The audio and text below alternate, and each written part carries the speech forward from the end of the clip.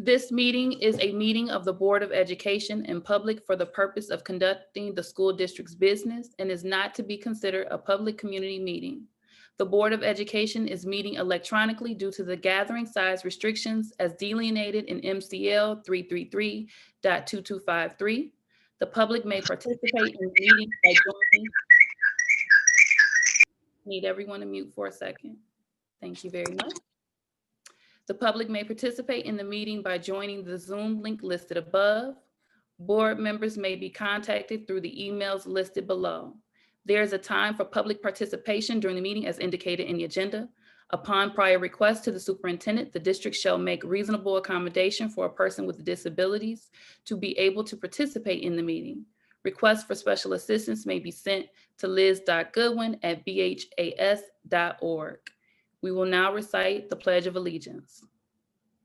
I pledge allegiance to the flag of the United States of America and to the republic for which it stands, one nation, under God, indivisible, with liberty and justice for all. Liz, can you now please take the roll?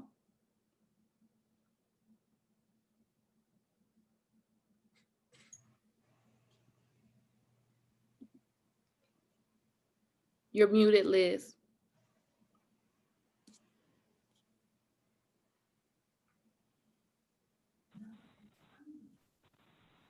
Thank you. Okay, just answer present if you're here, please. Trustee Bowens? Present. Thank you. Trustee Bradley? Present. Trustee Buchanan? She is present. I have her on my phone. Her thing is loading up. So say it again, Buchanan, so they can hear you. Did y'all hear that? Okay. Yes, I did. Thank you. Trustee Creighton? Present. Trustee Robinson? Present. Trustee Rocket Martin?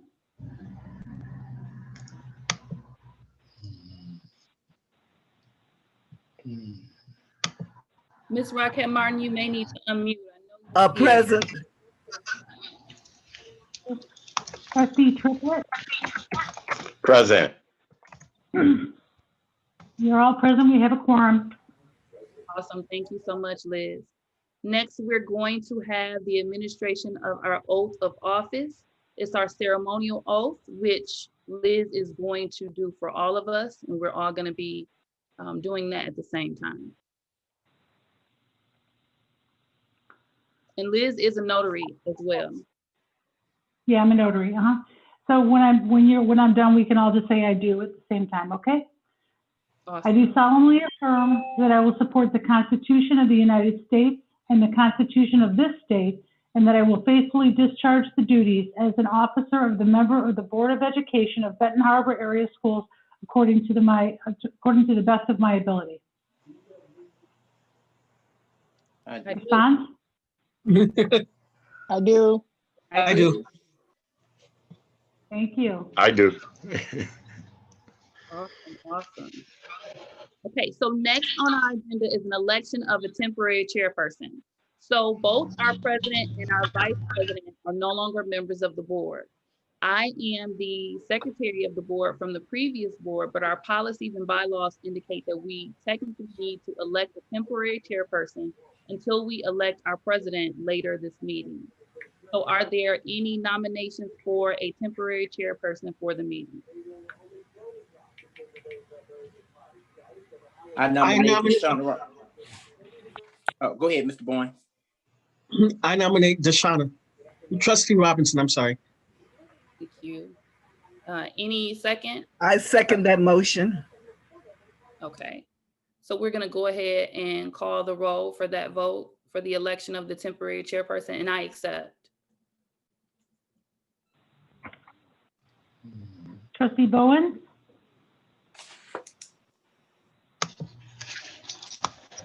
Yes. Trustee Bradley? Yes. Trustee Buchanan?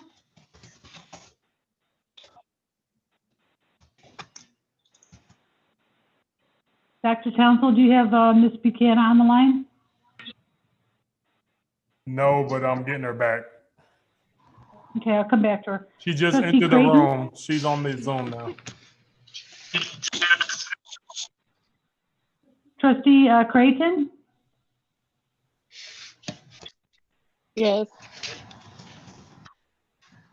Trustee Robinson, you accepted. Trustee Rocket Martin? Yes. Trustee Triplett? They can hear you now. It ain't gonna show your picture. I don't care about no picture. Damn the picture. Trustee Triplett? Trustee Triplett, you may be muted. You hear me? Yes, we can hear you now. Yeah. Yeah. Yes. Okay, thank you. And Trustee Buchanan? No, sir. Can you hear me? Yes, ma'am. Do you Okay, approve of Trustee Robinson becoming the temporary chairperson?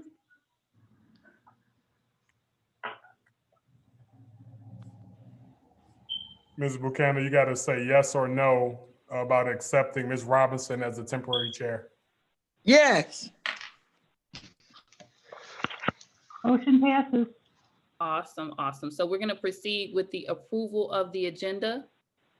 If everyone can just take a quick look at the agenda. Liz, if you could scroll down for us so everyone can see it in full.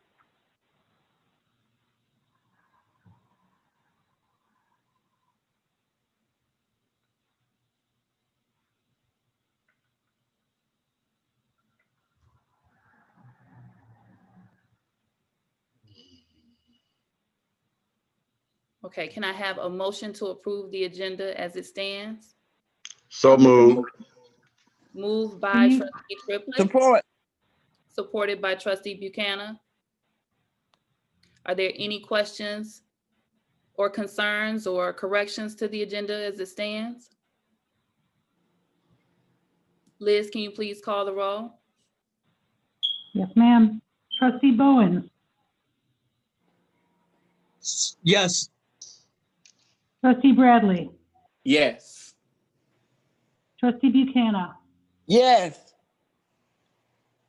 Trustee Creighton? Yes. Trustee Robinson? Yes. Trustee Rocket Martin? Yes. Trustee Triplett? Yes. Thank you. All right. Motion Motion carries. carries. Go ahead. Next, we have the public comment on agenda items only. So we want to kind of clarify to ensure everyone understands why we have public comment in this area. You'll notice we have them in 3 separate places on our agenda. This specific public comment is for things that we're going to be discussing that are noted on the agenda. So if there's any information or concerns that you would like to express or address with the board prior to us taking votes or discussing anything that is on the agenda, this is your opportunity to do so. Members of the public may take this time to make any public comment, and you will have 3 minutes to do so. So is there anyone on the line for public comment on agenda items only? My phone is on. I think that's Trustee Buchanan. Do we have anyone on the line that would like to make a public comment on an agenda item only? I would just like to welcome all the new board members. Thank you, Trustee Buchanan. So hearing none, we're going to proceed with our agenda. Next on the agenda, we have approval of the minutes from our 12/8/20 regular board meeting. Liz, if you can get those open.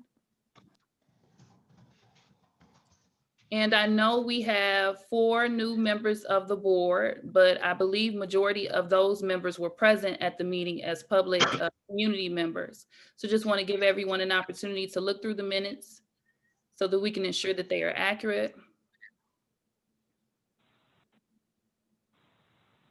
Liz, if you could scroll down a little bit.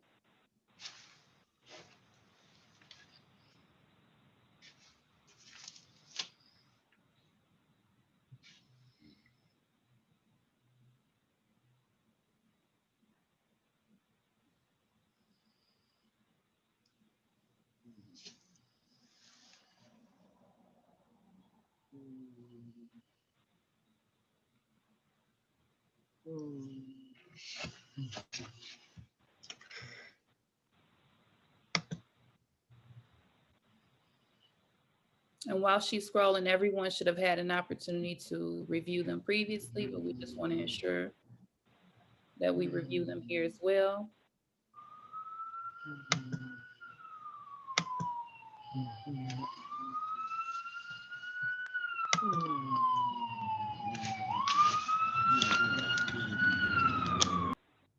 Okay, can I have a motion to approve the minutes from the 12/8/2020 meeting? So move. Moved by trustee Bradley. Can I have a support? Support. I believe that was trustee Buchanan. Support. Yeah, say it again. Awesome. Motion passes. Our approval of our minutes has passed. Can we move next to board business? Do we have to vote on that, trustee Robinson, or right. no? You're right. Call the roll, Liz. Thank you. I'm so used to being the one taking the roll myself. I know. Trustee Bowens, Support. I mean, yes, sorry. trustee Bradley, Yes. trustee Buchanan, Yes. trustee Creighton, I would like to abstain because I'm not really sure. I wasn't there. did you get a chance to review, trustee Creighton? Yes, I'm abstaining. Do I have that? Okay, Can I do that? you can abstain. Yeah. Thank you. Okay, trustee Robinson, Yes. trustee Rocket Martin, Yes. trustee Triplett,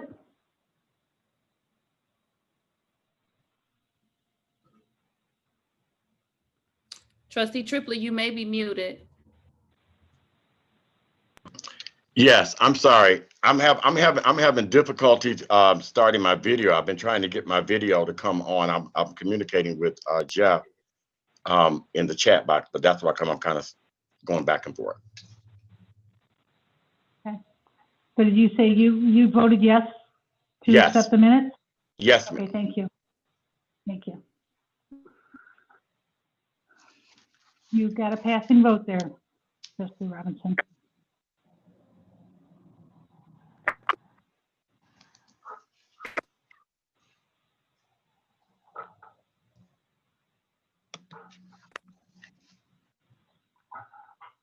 Should we move on to the next item of the agenda?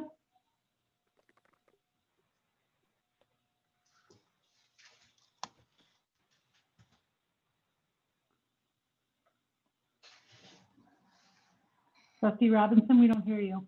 It looks like she's freezing. You good, Ms. Robinson?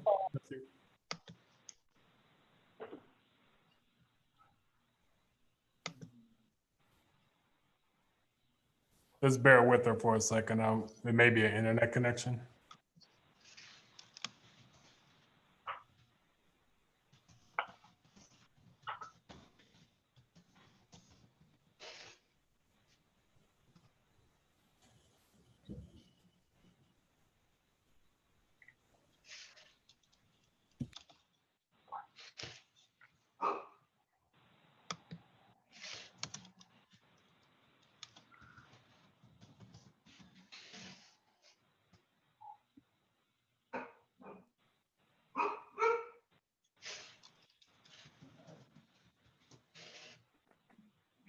Trustee Robinson, are you back?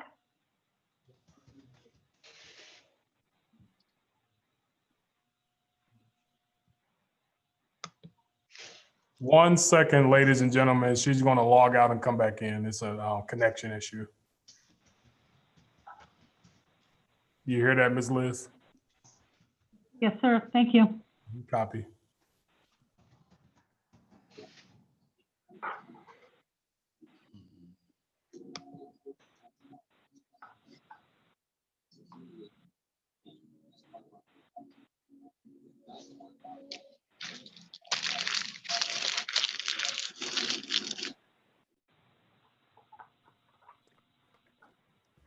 Ladies and gentlemen, thanks for joining us.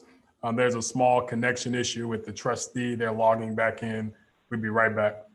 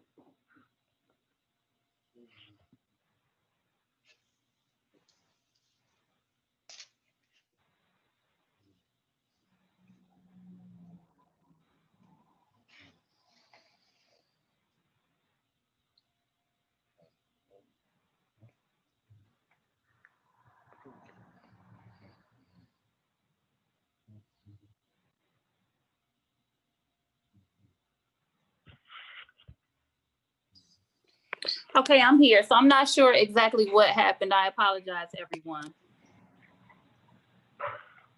It's Okay, okay. so We are where we left off, trustee Robinson. okay. Okay, so you were able to get through the approval of the minutes? Yes, ma'am. Okay, so next we have the 2021 board organization.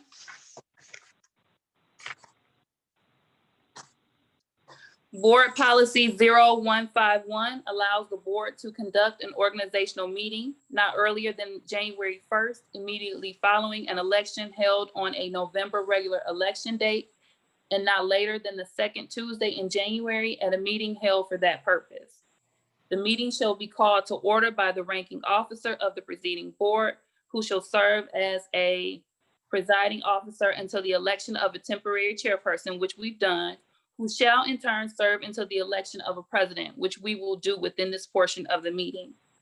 So first up on our agenda for the organizational meeting is the appointment of a recording secretary. Do we have a nomination for our recording secretary for the calendar year of 2021? Mrs. Goodwin has been currently acting in that position for the latter half of 2020. This is trustee Rocket Martin. I nominate Angel Creighton. The recording secretary is actually one of our staff positions. So I think you might be thinking of secretary of the board. Oh, I'm sorry. I'm sorry.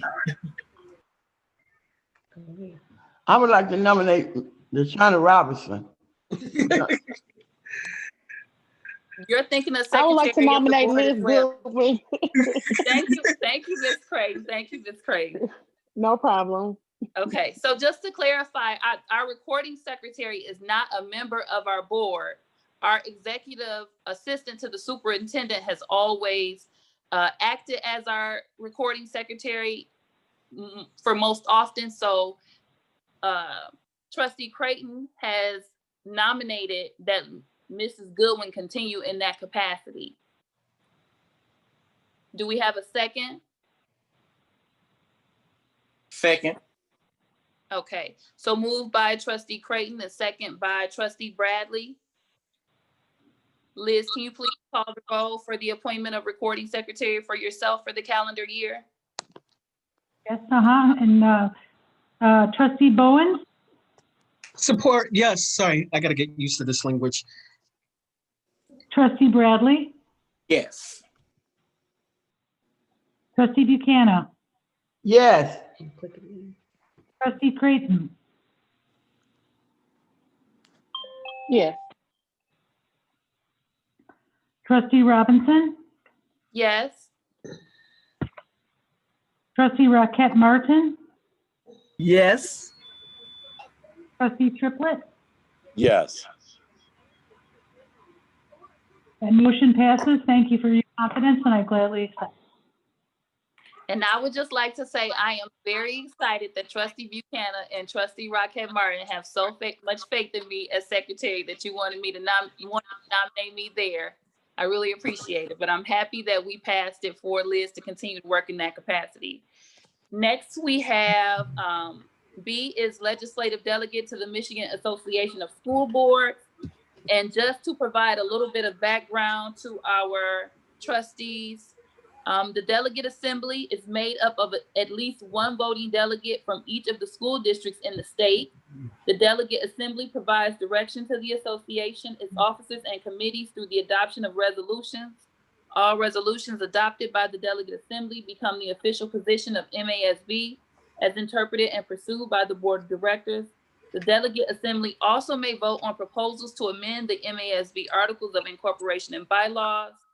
And so it's under powers and duties. I got this directly from the MASB website. It indicates that the delegate assembly meets in regular session at the MASB annual leadership conference and in special sessions when called by the board. The delegate assembly establishes policy and rules for MASB through its resolutions and bylaws. The Resolutions and Bylaws Committee encourages a board input in developing MASB positions or legislative, legal, and administrative issues of statewide significance. So I just wanted to ensure that you all were aware of what that particular delegate would be doing. Do we have any nominations for the legislative delegate to the MASB, the Michigan Association of School Boards? I nominate Trenton Bowens. Okay, any second to that nomination? I second. Okay, so moved by Trustee Bradley and seconded by Trustee Triplett. Liz, are there any other nominations for that particular position? I would nominate Miss Rocket, Stephanie Rocket, Trustee Rocket, I'm sorry. So are you declining that nomination, Trustee Bowens? Respectfully, I'm honored that they would consider me, but I do reject that. Okay. So that nomination has. I do too. I was, rejected. oh, yeah. I declined. I wanted to nominate. What was that, Ms. Rocket? Muted. Can you restate that? She's muted. I nominate Matt Bradley for that position. Okay, so we had a nomination for Trustee Bowens, which he rejected. Now on the floor, we have a nomination for Trustee Bradley. I second that nomination. Okay, so Trustee Buchanan is seconding the nomination for Trustee Bradley. So it was moved by Trustee Rocket and seconded by Trustee Buchanan. Trustee Bradley, do you accept that nomination? I do accept. Thank you for the support. Okay, so do we have any other nominations before we proceed with the vote for Trustee Bradley? Hearing none. Liz, can you please call the vote? Trustee Bowens, Yes. Trustee Bradley. Yes. Trustee Buchanan, Yes. Trustee Creighton, Yes. Trustee Robinson, Yes. Trustee Martin, Yes. and Trustee.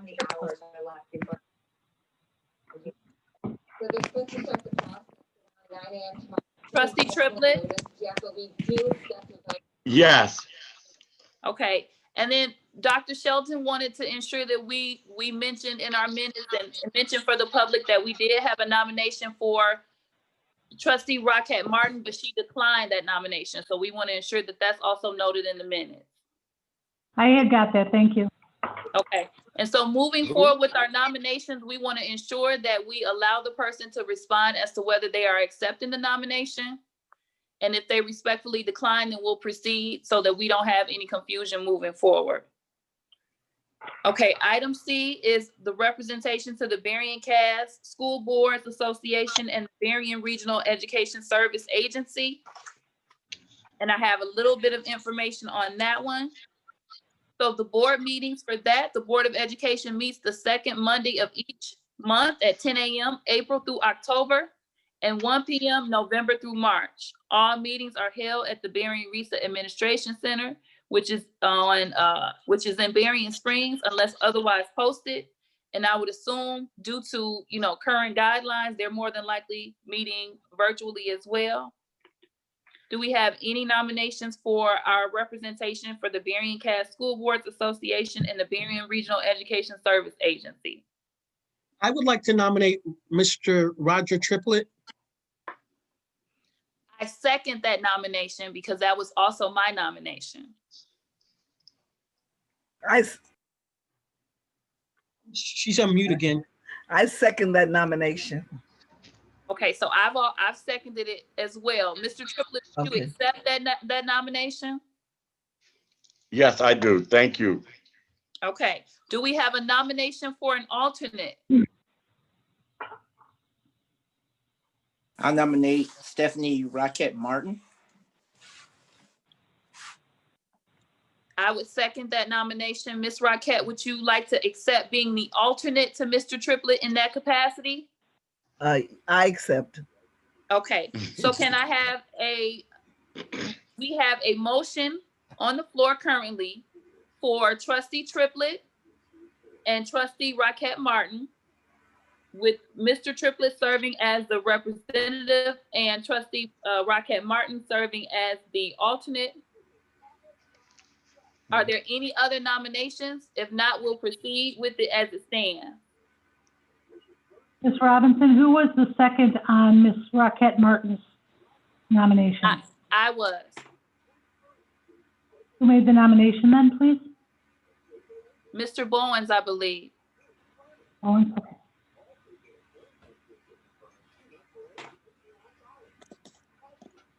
Let me go ahead and proceed with the roll call then.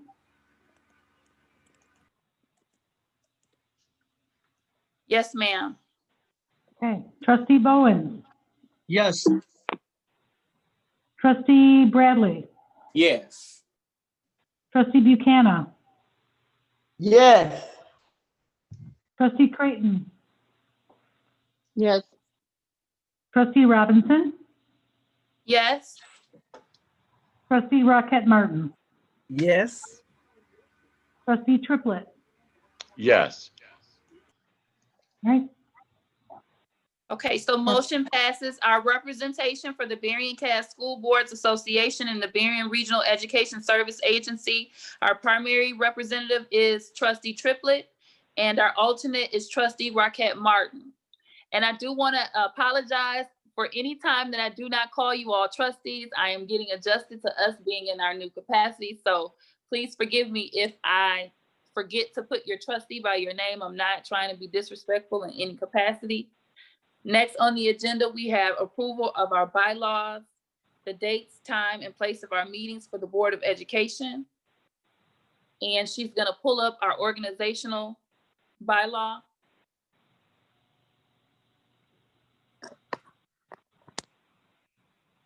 did you want the other one, or was this the meeting date? This is the meeting date. This is sufficient. Okay, it says, so this is for regular, go up a little bit, Liz. Sorry, dear.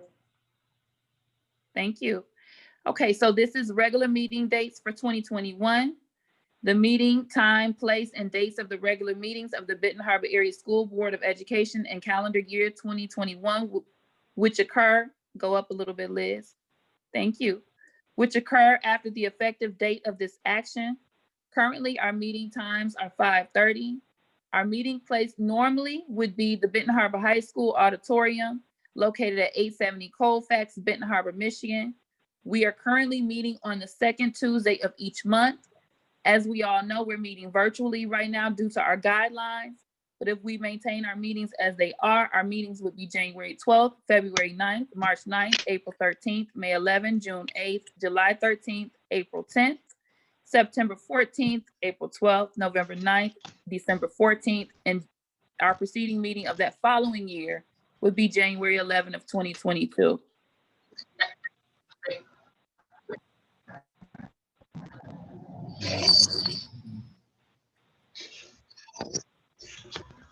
Trustee Robinson, I have a question. Trustee Robinson. Is this the time to ask a question?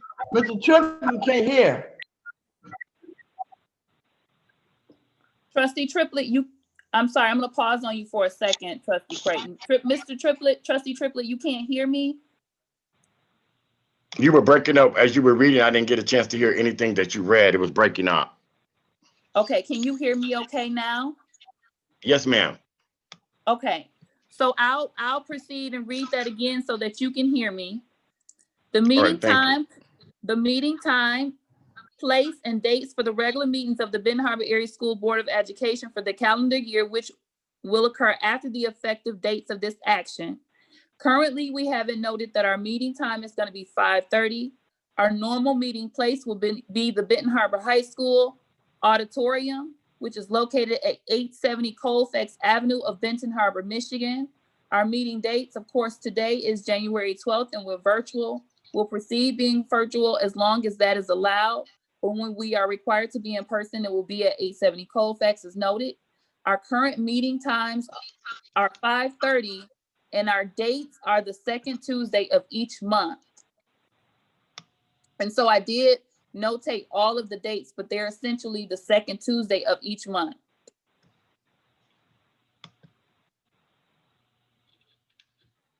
Can I have a motion to approve our current meeting times as they stand? I believe Trustee Creighton had additional discussion that she wanted to enter onto the floor for discussion. Yeah, thank you. I was just wondering, is this where we would make a nomination to add a work session possibly to the calendar once a month? Okay, so Trustee Creighton is wanting to make a motion that previously we had 2 meetings per month. So one of our meetings was a work session where we went over the information that the executive team was presenting to the board. And the following meeting was the meeting where we actually took vote on those actions. And so what Trustee Creighton is wanting to do is put a motion on the floor to return to 2 meetings a month, a work session and then a formal board meeting. Is there go ahead. Trustee, will we be able to discuss it after the motion has been put on the floor? Yes, sir. Is there anyone is there anyone that seconds that motion, and then we can have discussion? I second it. Okay. And then did you want to go ahead and enter discussion, Trustee Triplett? Yes, after first of all, I'd like to take this opportunity to thank everyone for all that they've done to pull this, pull our first organizational meeting together. Since I've been elected on the board and trying to just looking at different documentation and looking at different things, for me, with our board being new, having so many new people, I think that the work session would be something that would be of some assistance to me, that would help me, because I think it would give us an opportunity to be able to see and have some discussions and questions as it relates to the items that are going to possibly be coming up on the agenda. It also gives us an opportunity, it gives the citizens of the community an opportunity to express their thoughts and their concerns. Just going back from just as a citizen and having gone to board meetings previously and sitting in the audience, not really knowing when the board switched over to the one meeting system, but not really having any idea what, first of all, you all or the board was talking about, and myself, even for me, in this, just getting ready for this meeting has been a little bit difficult navigating to have an understanding of, you know, what it is that we're actually being asked of. And I think that that is very, very, very important. I think it would help sharpen us. It would also help with the majority of the board being brand new. I think that would give us an opportunity to really be on top of things so that when we move, we'll be able to move. When we do the second meeting, we'll be able to move with knowledge, because it's very uncomfortable being asked to vote for things that you're not familiar with. And so I think that would be helpful for us as a board. Okay, thank you for your comments, Trustee Triplett. Trustee Creighton, did you have additional information that you wanted to add, being that you put the motion on the floor? Yes, thank you. I was basically thinking along the same lines. I appreciate everything that everyone did to make this meeting possible. I do realize that last week we received the email with the agenda, and then it's been changing the whole time, and that's not necessarily a problem, but it's been a lot of work just trying to make sure that I am well versed with what's being added and removed. And so my thoughts are just simply that if we add an additional meeting, it will give the staff time and the superintendent time to actually work through those things. And then before we're expected to vote on them, we can make an informed decision because we've had enough discussion and time to work through the kinks. And so that was the reason for my nomination. Trustee Robinson, am I allowed to give comment at all or no? I am going to allow you to give comment. I want to see if there's any other trustees that have comments to give. Yes, yeah, I wasn't aware that we didn't have two sessions. I even wrote in my notes, the first Tuesday was always the work session. Two things I'd like to know, the time frame for that work session. Is there a time allotment? Like, is it an hour long, 2 hours long? So it would start at 5:30 and it would be ending when we get through the information.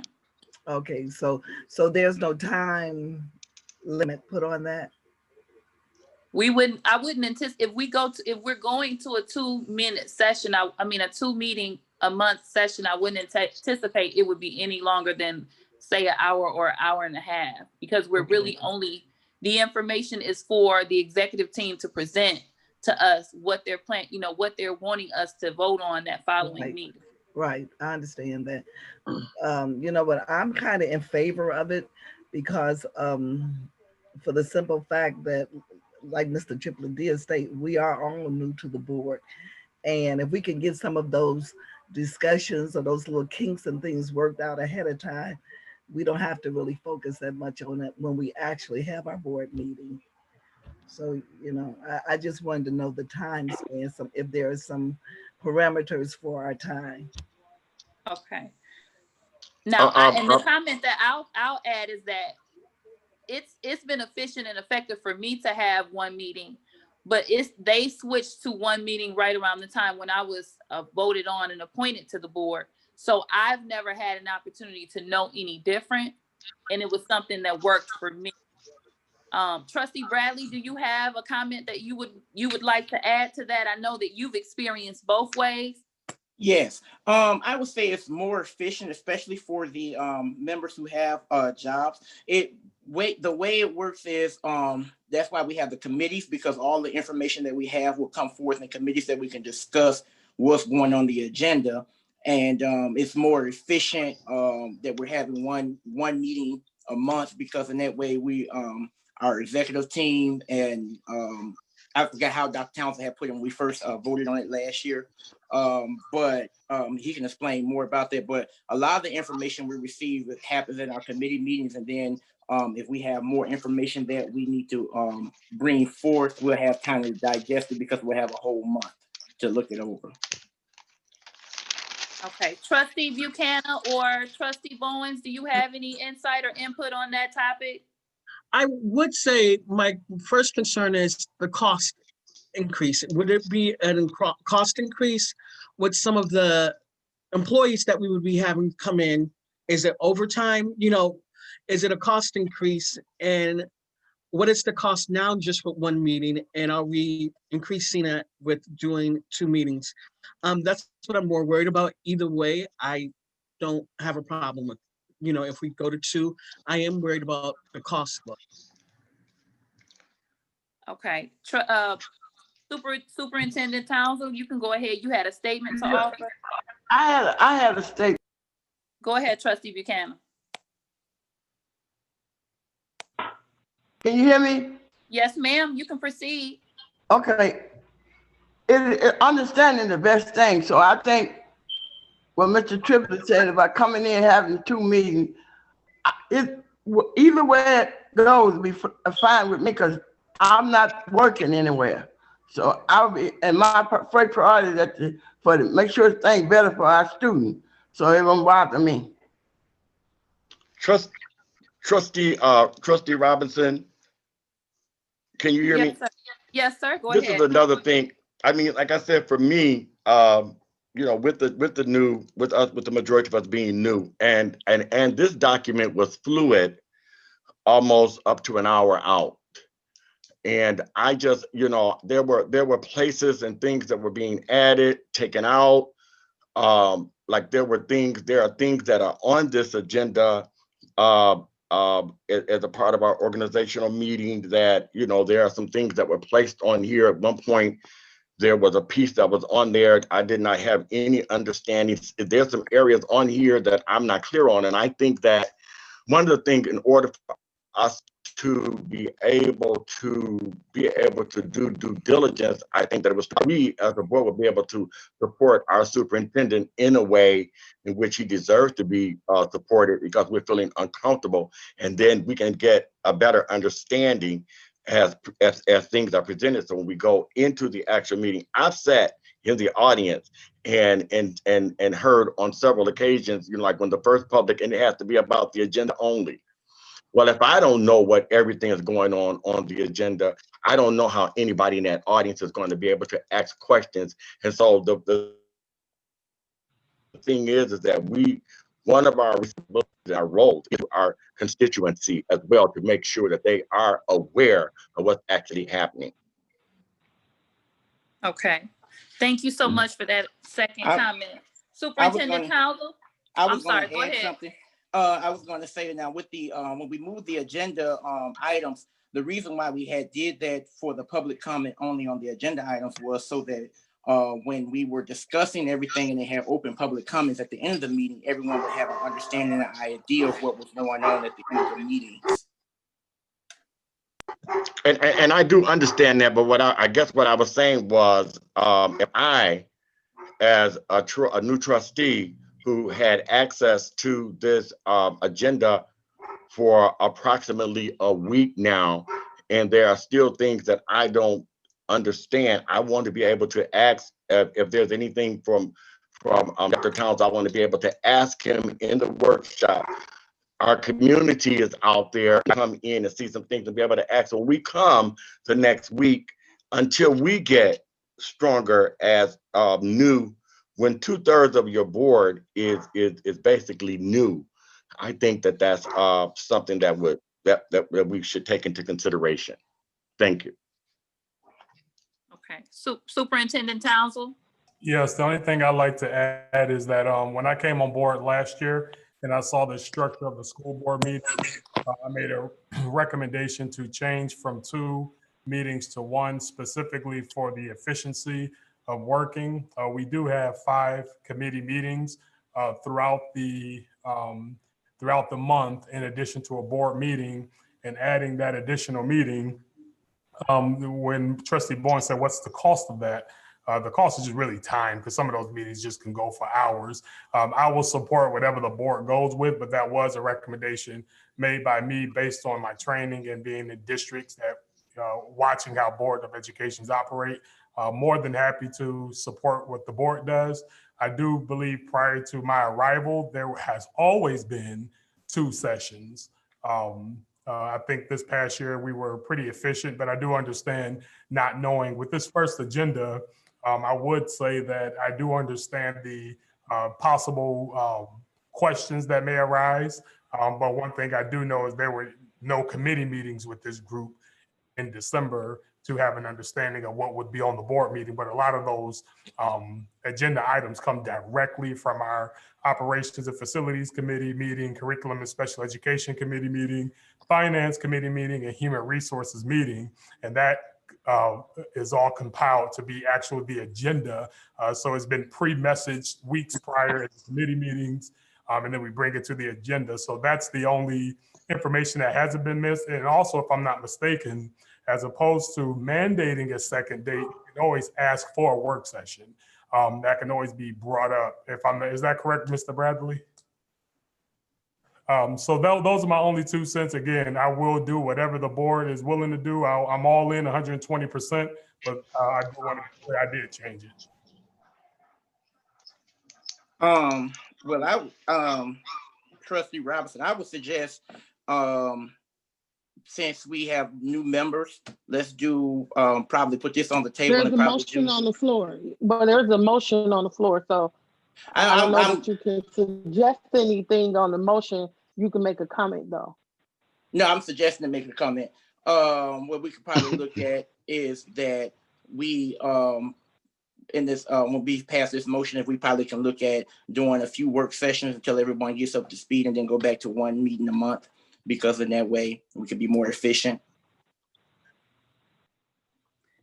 Okay, so it sounds like the original motion that was put on the floor is that we go back to having a work session and then we have a standard board meeting. So that was the original motion that was placed. It was moved by Trustee Creighton and supported by Trustee Triplett.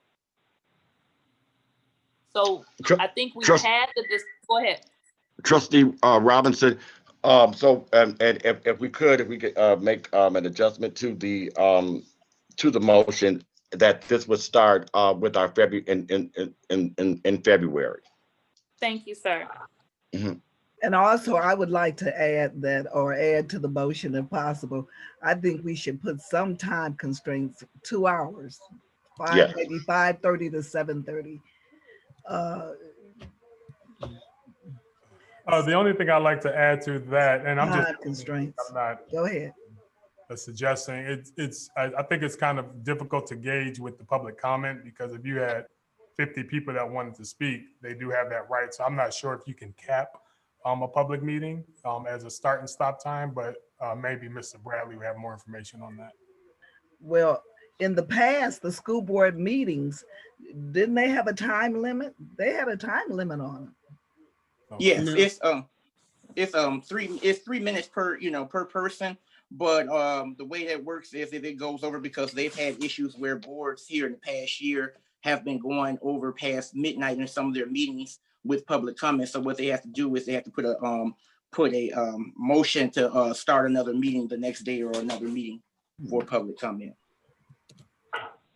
But so go ahead, Trustee. That is not commonplace. It has happened. Those have been occurrences. And what have you about that? I think what Dr. Townsend was saying too, for clarification purposes, if I had to rephrase it, what he was saying is that we cannot legally say that we have a board meeting from 5:30 to 7:30, because it can. One of the examples is that there can be excessive, a lot of comments on there. But one thing that I think that if we are on point and we can move our business in that manner, we can make sure that we're moving our business. So hopefully that we won't have a whole bunch of confusion and what have you. Correct. And I would like to add a comment to that. I agree with Trustee Triplett in that we are all aware of what we would like our time frame to be. We can't restrict it to 2 hours, but we can all attempt to be proficient in ensuring that we stay within that time frame ourselves as we work through the business of the meeting. Additional comment that I would like to add, I can't remember if it was Trustee Bradley or Superintendent Townsend. So I think it was Trustee Bradley indicated that we could start with a work session and a meeting currently and potentially change it later, which is something that we could always add as new business, or put it to the agenda at a later time. If, let's say, in June or July, we feel as though we're able or in a place where we can move more efficiently and go back to having one meeting, us making this vote currently does not mean that we can't enter another vote later as new business or an actual agenda item to change that. So right now we're creating our organizational structure for 2021. We do have the power if we decide to make that change later to do so, because the meetings were actually changed last year outside of the organizational meeting. Mhm. So we've had quite a bit of discussion on the original motion, which was to go back to having a work session and a board meeting. And Trustee Triplett added to ensure that we have clarity that we're doing that effective February. And so that has been moved and seconded. I believe unless we have more conversation to add to that, we're ready to take a vote on that. So currently, as it stands, the motion is to go back to having a work session and a board meeting, which would give us 2 board meetings a month, which we are suggesting that we do effective February moving forward. Okay, Liz, can you take a vote on that? I think, and we didn't have any complications with the time of 5:30. There was no discussion on changing that time. Okay. So I believe that we're ready to proceed with the vote. Okay, Deshauna, I'm sorry. we are still using the first and the second Tuesdays then, right? Yes, ma'am. That would be Okay. perfectly fine with me. Is that, okay. Is there any discussion on that? Okay, Trustee Creighton, there's been quite a bit of additions to your original motion. Would you mind restating that motion so we can have it clear what we're actually voting on? So the additions that were made is that we are doing this effective February. There was also additions made that those meetings would be the first and second Tuesday of the month. I would believe the first Tuesday is expected to be the work session and the second Tuesday is expected to be the normal board meeting. So we're just adding a work session on the first Tuesday of the month. Can you restate your motion so we're clear? Yes, and I actually do have a question, because I'm wondering, does it conflict with anything dealing with like the school schedule currently if we added it the first Tuesday? Or does it matter which Tuesday it is? I'm just wondering. Superintendent Is there Townsend, a conflict of? do you see Yes, any conflict? so there is a conflict. I do have a scheduled union meeting at that time. But again, I'm willing to adjust for the board.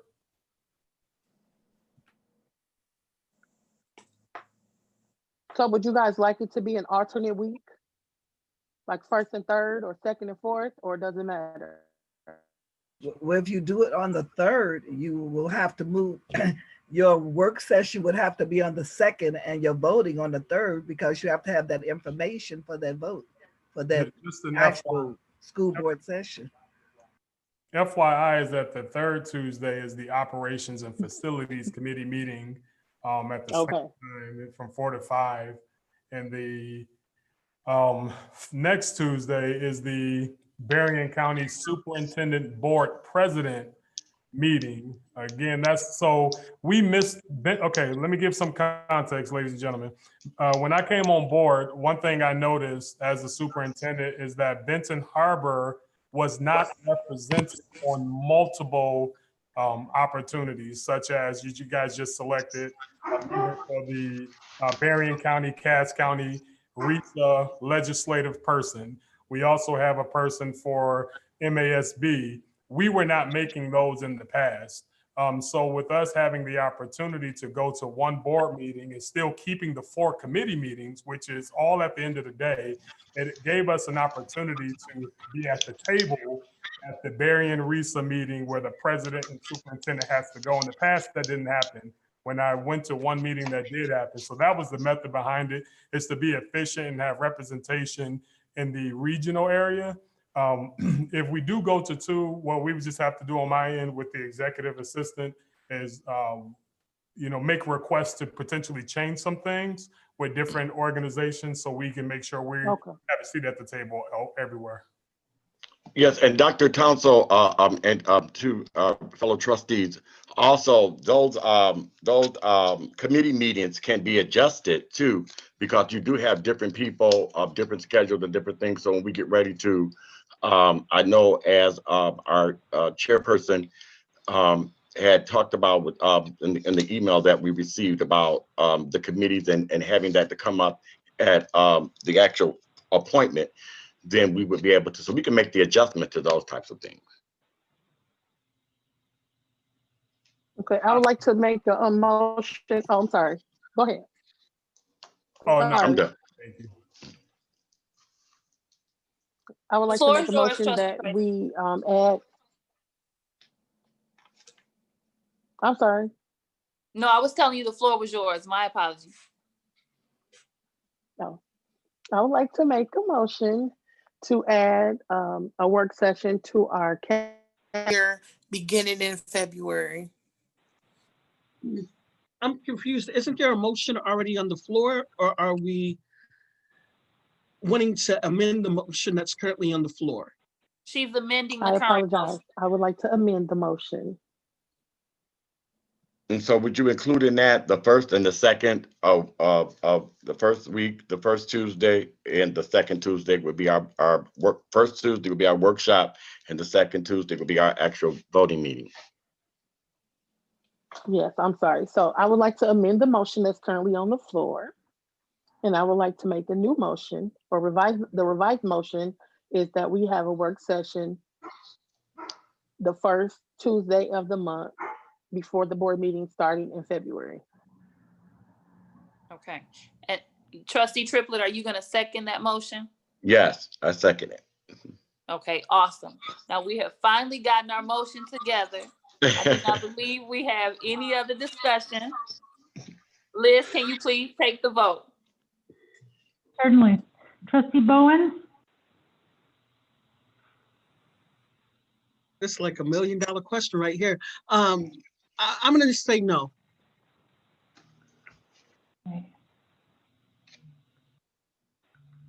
Trustee Bradley, No. Trustee Buchanan, Yes. Trustee Creighton, Yes, Trustee Robinson, I'm going to say no, only because I had to come in and learn it, and I did it in one meeting. So because I was able to manage it, I'm just going to say no. Trustee Rocket Martin, Muted.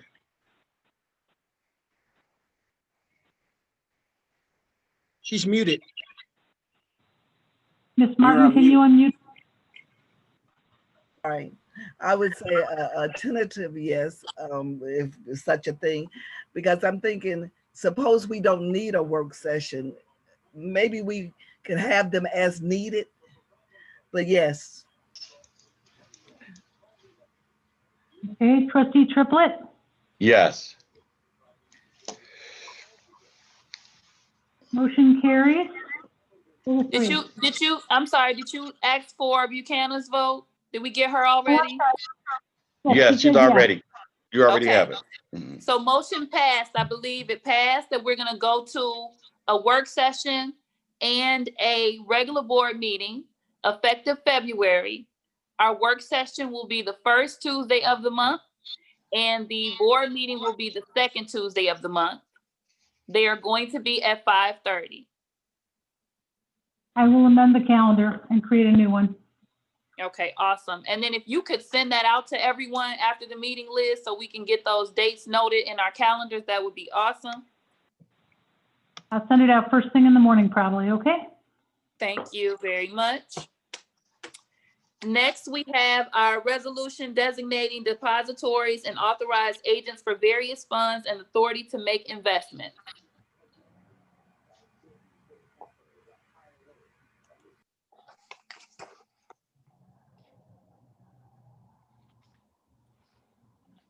And Dr. Townsend, is this going to be read or presented by yourself or Mr. Johnson? I can read it. Go ahead.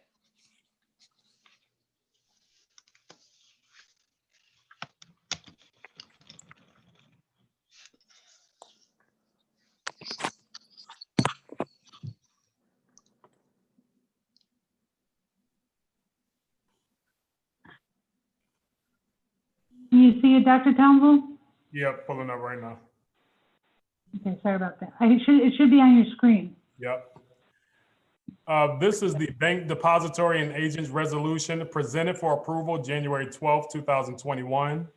A1, that the Benton Harbor School Business Office account for A, Business Office, B, Elizabeth Griffin Herman Trust Fund, C, Frederick Simmons Scholarship Fund, D, Joseph Apolsky Memorial Fund, E, Les Budergeet Athletic Scholarship Fund, F, Norman B. Hall Memorial Fund, G, Robert Payne Scholarship Fund, and H, Student Teaching Fund, and that the business office account be continued in operation at the Horizon Bank, and further that the superintendent and the CFO be authorized to individually sign checks on the account, and that food service fund continue at Horizon Bank, and that the superintendent and the CFO be authorized to individually sign checks on the account. B, be it resolved that the Horizon Bank be and it is hereby designated as depository of the district's general fund and invoice fund and all other accounts listed below, that the funds so deposited may be withdrawn upon a check, draft, or wire transfer. Be it resolved that the funds so deposited may be withdrawn upon a note or order of the district. Be it further resolved that all checks, draft notes, or orders drawn against said accounts be signed by the respective authorized signers as indicated below, and that no checks, drafts, notes, or orders drawn against the bank shall be valid unless signed. Number one, the general account, Depository Horizon Bank, authorized signer, myself or Scott Johnson.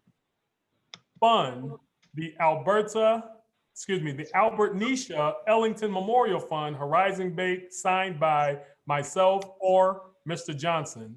The food service account, grants donations account, HRA account, Hurricane Victims Fund, invoice account, Benton Harbor Area School Superintendent Scholarship account, Capital Projects 2007 Sinking Fund account, 2017 Sinking Fund account, and the 3% MPSERS refund account, all Depository Horizon Bank, signed by myself or Mr. Scott Johnson.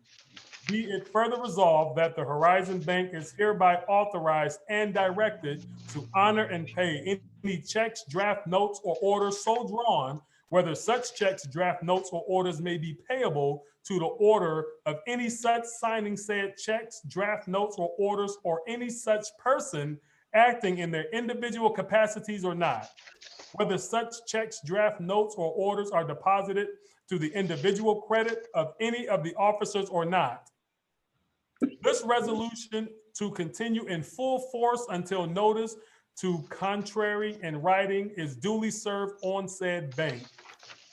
Number two, the resolution pertaining to the designation of depositories and authorized agents for the payroll and invoice fund for the school district, be it resolved that the TCF Bank, soon to merge with Huntington Bank, be as is hereby designated as the depository for the district's general fund and payroll fund, and that fund so deposited may be withdrawn upon check, note, or order of the district. Be it further resolved that all checks, draft notes, or orders drawn against said account be signed by the following employees: Superintendent Andre Townsend or CFO Scott Johnson, and that no checks, draft notes, or orders drawn against the said bank shall be valid unless so signed.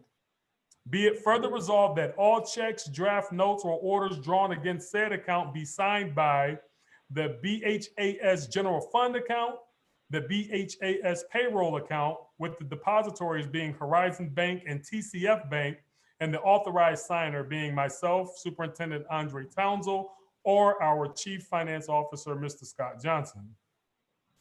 Be it further resolved that TCF Bank, soon to merge with Huntington Bank, is hereby authorized and directed to honor and pay checks, draft notes, or orders so drawn, whether such checks, draft notes, or orders be payable to the order of any such signing or countersigning said checks, draft notes, or orders, or any such person in the individual capacities or not, and whether such checks, draft notes, or orders are deposited to the individual credit of the person so signing and or countersigning checks, draft notes, or orders, or the individual credit of any other officers or not. This resolution to continue in force until notice onto the contrary in writing is duly served on said bank. Third, resolution to invest idle funds. Whereas Act 451 of the Public Acts of 1976, as amended, provides that if authorized by resolution of the board of a school district, the treasurer may invest debt retirement funds, building and site funds, building and site sinking funds, or general funds of the district. The investment shall be made pursuant to subsection 7 and shall be restricted to the following. A, bonds, bills, or notes of the United States or obligations, the principal and interest of which fully guaranteed by the United States or obligation of the state. B, certificates of deposit issued by a state or national bank, savings account of a state or federal savings and loans association, of certificates of deposit or share certificates of the state or federal credit union organized and authorized to operate in this state. C, commercial paper rate prime at the time of purchase and maturity, not more than 270 days from the date of purchase. D, securities issued or guaranteed by agencies or instrumentalities of United States government. E, United States government, a federal agency, obligation repurchase agreements. F, bankers acceptance issued by a bank that is member of the Federal Deposit Insurance Corporation. G, mutual funds composed entirely of investment vehicles that are legal for direct investment by a school district. And H, investment pools as authorized by the Surplus Funds Investment Pool Act number 367 of the Public Acts of 1982, being sections 129.11 to 129.118 of the Michigan compiled laws, composed entirely of instruments that are legal for direct investments by a school district. Whereas it is the intent of Benton Harbor area schools to maximize its return on balances from time to time available in the various funds of the district, and whereas it has been the past practice of Benton Harbor area schools to have its CFO as the designated agent of the treasurer make immediate investment of available balances. Now, therefore, it be resolved that the superintendent and the CFO, designated agents of the treasurer, be authorized and hereby directed to invest the balances from time to time available in various funds of the district in accordance with Act 451 of the Public Acts of 1976 as amended, and be it further resolved that the superintendent and CFO may also deposit available balances in savings accounts and or savings deposit receipts. And said superintendent and the CFO are further instructed, when possible, to invest funds in instruments as permitted by law and by board policy, policy 6144 investments. And be it further resolved that all such investments heretofore made are hereby ratified and validated. All resolutions and parts of resolution, insofar as they conflict with the provisions of this resolution, be and the same, are hereby rescinded. Thank you, Trustee Robinson. Okay, so that's quite a bit of information, and I know majority of our board is new. So I would like to give Dr. Townsend and Mr. Johnson an opportunity to speak to this so that we can have a little more insight, because this is a lot to take in. So I'd like you all to give your feedback on this resolution so that we kind of have a little bit more of your opinion on why we should proceed with approving this. Yeah, in a nutshell, it means that our CFO and I are the primary persons who write off, sign checks, deposit, the whole 9 yards with regards to our sinking funds or any other general funds that we may have for the district. So it gives no one the authority but us to really manage our finances, and specifically the CFO is the primary go-to. Okay. Mr. Johnson, do you have any other insight? Is he active on the line? Do you have any other insight, Mr. Johnson? It's a routine, albeit lengthy resolution, and it does in fact provide the authority for Dr. Townsell and me to manage the banking affairs of the district. Okay. Do we have any questions or comments from the board on this information? And are these banks the banks that we utilized last year? That would probably be good information for our new board members to know. Yes, they are. Well, I have a question. Oh, okay. I was just gonna ask, has anything changed from last? Exactly the same. You were kind of breaking up. Say that again, Ms. Creighton. Oh, I'm sorry. What changes are, if any, are you guys recommending? We've added 1 or 2 accounts that were open in the past year, but these are the same banks except for Chemical Bank, which has been acquired by TSF Bank, and I believe will be acquired or is likely to be acquired by Huntington Bank. I have a question. Go ahead, Trustee Triplett. Yes, I have a couple of questions. I did have an opportunity to read through this prior to the meeting. And so the superintendent and the CFO are authorized separately to be able to write checks. Is that correct? Individually. So Dr. Townsell has the authority to write checks, and Mr. Johnson has a right to the authority to write checks. Is that not correct? To sign checks is correct. To sign checks. Okay. Another question. Where it says that they have that Dr. Townsell and Mr. Johnson have the right to invest funds and what have you. When this decision is being made, does this come before the board? Does it come before the public? Is it anything that, so that people can know the investments, or is this just something that you allow to do randomly? And is there any procedures or anything that go along with this? I'll be happy to respond to that. We're limited by law on the types of investments, and those were specified in the resolution. Also, those decisions are made internally. If we were to wait until a finance committee meeting and then a board meeting, potentially 2 weeks later, the interest rates would change. The district, as you know, is a deficit district, so there have been minimal funds to invest. Right. More recently, we've begun investing in very conservative investments, certificates of deposits in the 2 financial institutions that were recommended this evening. Okay, and so once you do make these investments and what have you, it is presented to the, I guess I'm asking, is it ever presented to the board, or is it presented to the public so that people can know how things are moving in the district? It is indeed presented to the board. In fact, if you look at the monthly financial reports that are included in the packet tonight, you'll see that there's a report probably midway through that is entitled Investment Report, and that lists all the investments. Thank you so very much. Okay, do we have any other questions before we vote on this? I have a comment. Go ahead, Trustee Buchanan. I believe that's you. I would just like for the new board members to know, and Mr. Johnson has done an excellent job, and I can't say something boom, boom, boom, but in the past, what was going on, but Mr. Johnson's done an excellent job. Kudos to him. Thank you.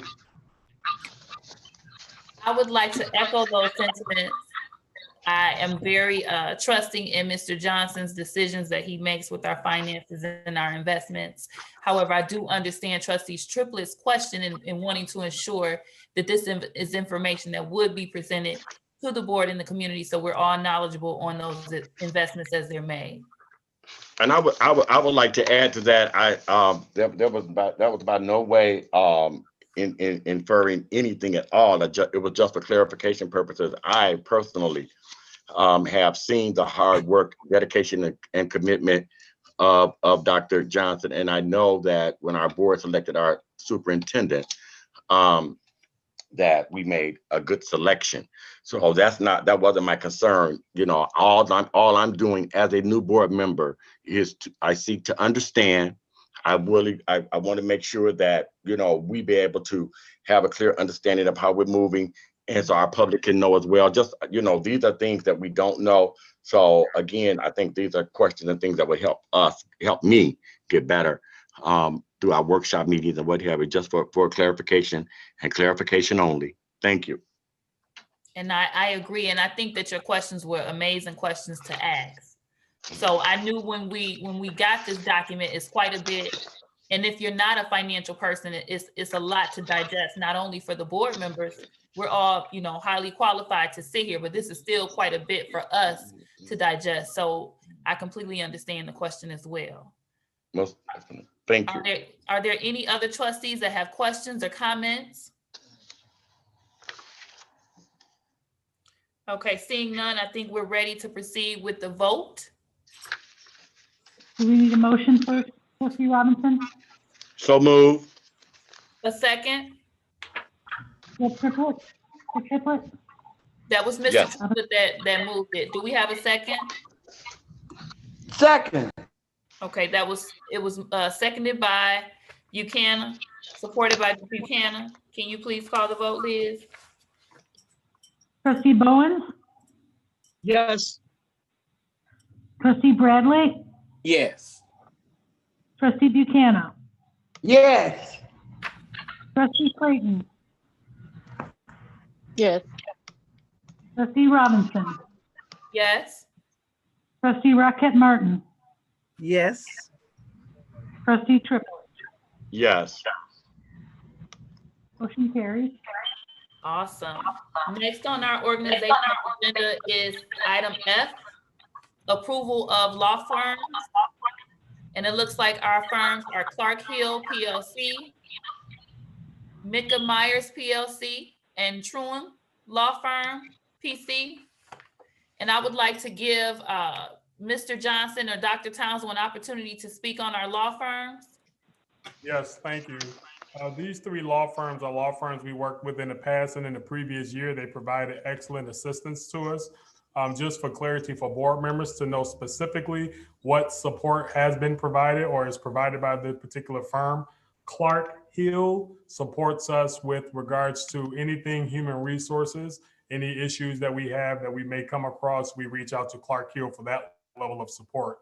Micah Myers offers us support with technology. Currently, we're working through JMB Technology and the Barry and Risa on an issue that we have, and they've been very excellent working with us. And very last is Truan Law Firm. You all may have heard of Truan, and they support us with everything from finances to contract negotiation, debt elimination, and education policy. So those are the firms that we worked with in the past and that we're currently working with now. That we would like to recommend for approval. I know, Mr. Triplet, you mentioned that it was other firms that was on here previously and they've come off. That's because those firms are no longer in existence or have not provided us with support in years. So that's the explanation of the approval of our law firms. Do you have any other input, Mr. Johnson, before we take a vote? No, thank you. Okay. Any questions from the board? Any comments or concerns from the board? Yes, this is Trustee Triplet. Dr. Townsend, can you say again what Micah Myers do for the district? Yes, they support us with technology. We've had an incident in the past that we're kind of working through, and that's the firm that we're going through the work. So we're currently in conversation with Micah Myers in a particular contract that we've had in the past year, where we're looking pretty good on the upside of this equation, and they're fighting that battle for us. And I can talk offline more in detail about that at a committee meeting. All right, thank you. I do have another question. Are these positions RFP positions, like for our law firms?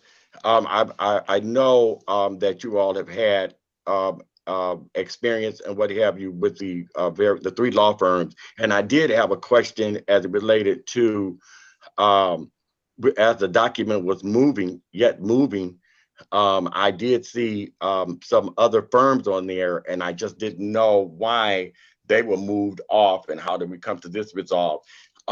Is there any documentation that we could get how much money, if you look back, how much money has been actually paid the district? Has the district paid Clark Hill? How much money has the district actually paid Troon Law Firm?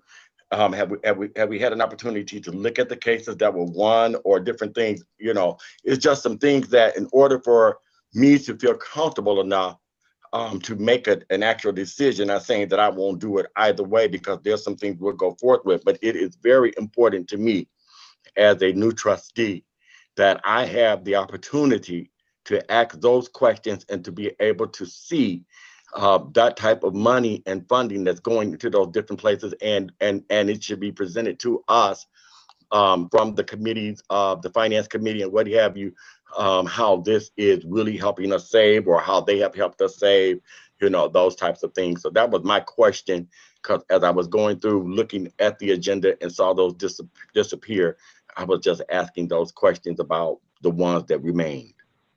Yes, thank you for that, Trustee Triplett. We do have the data on how much money is being spent with these firms. So we're more than happy to share that information at a committee meeting with how much money we've spent on over the years contacting attorneys. So we do have that.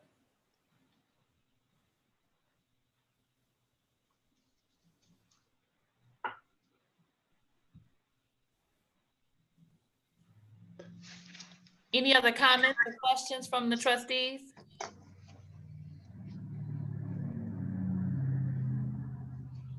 Okay, we can, do we believe we're ready to proceed with the vote?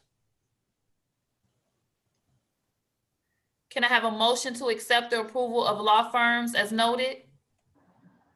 I rule that we accept the law firms as noted. Okay, is there a support? Second. I support. Okay, so that it was moved by Rockette and supported it by Bradley, is what I heard prior. Liz, can you please take the vote? Trustee Bowens, Yes. trustee Bradley, Yes. trustee Buchanan,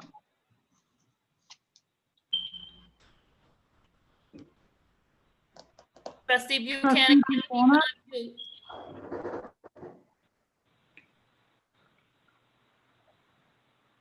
I'll come back to her. Trustee Creighton, Yes. I said trustee yes. Robinson? okay, Buchanan said yes, Liz.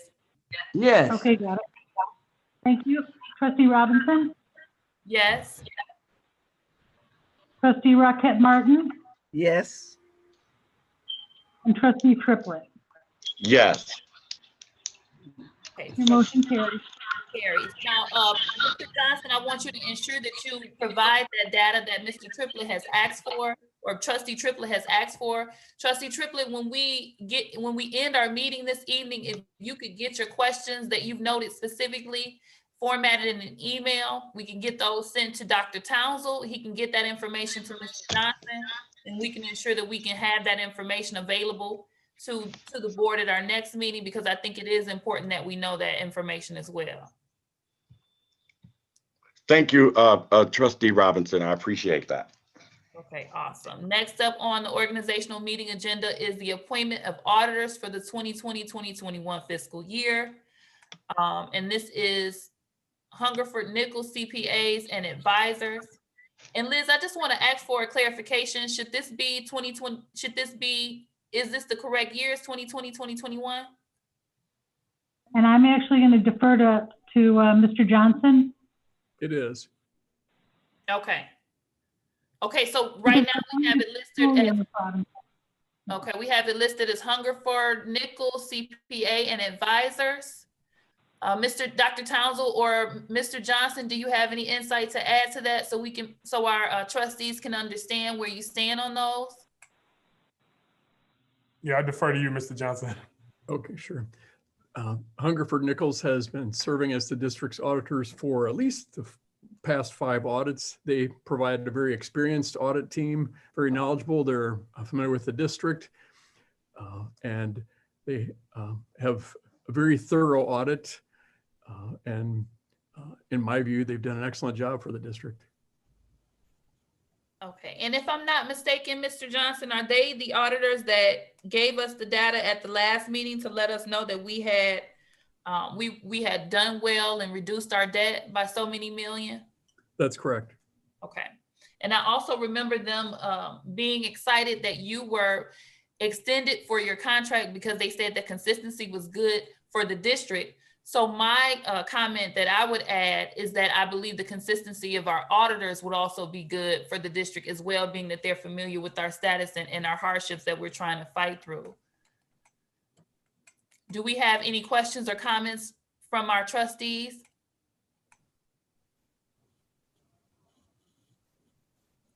Okay, hearing none, can I have a motion that we approve the appointment of our auditors as Hungerford Nichols, CPAs and advisors?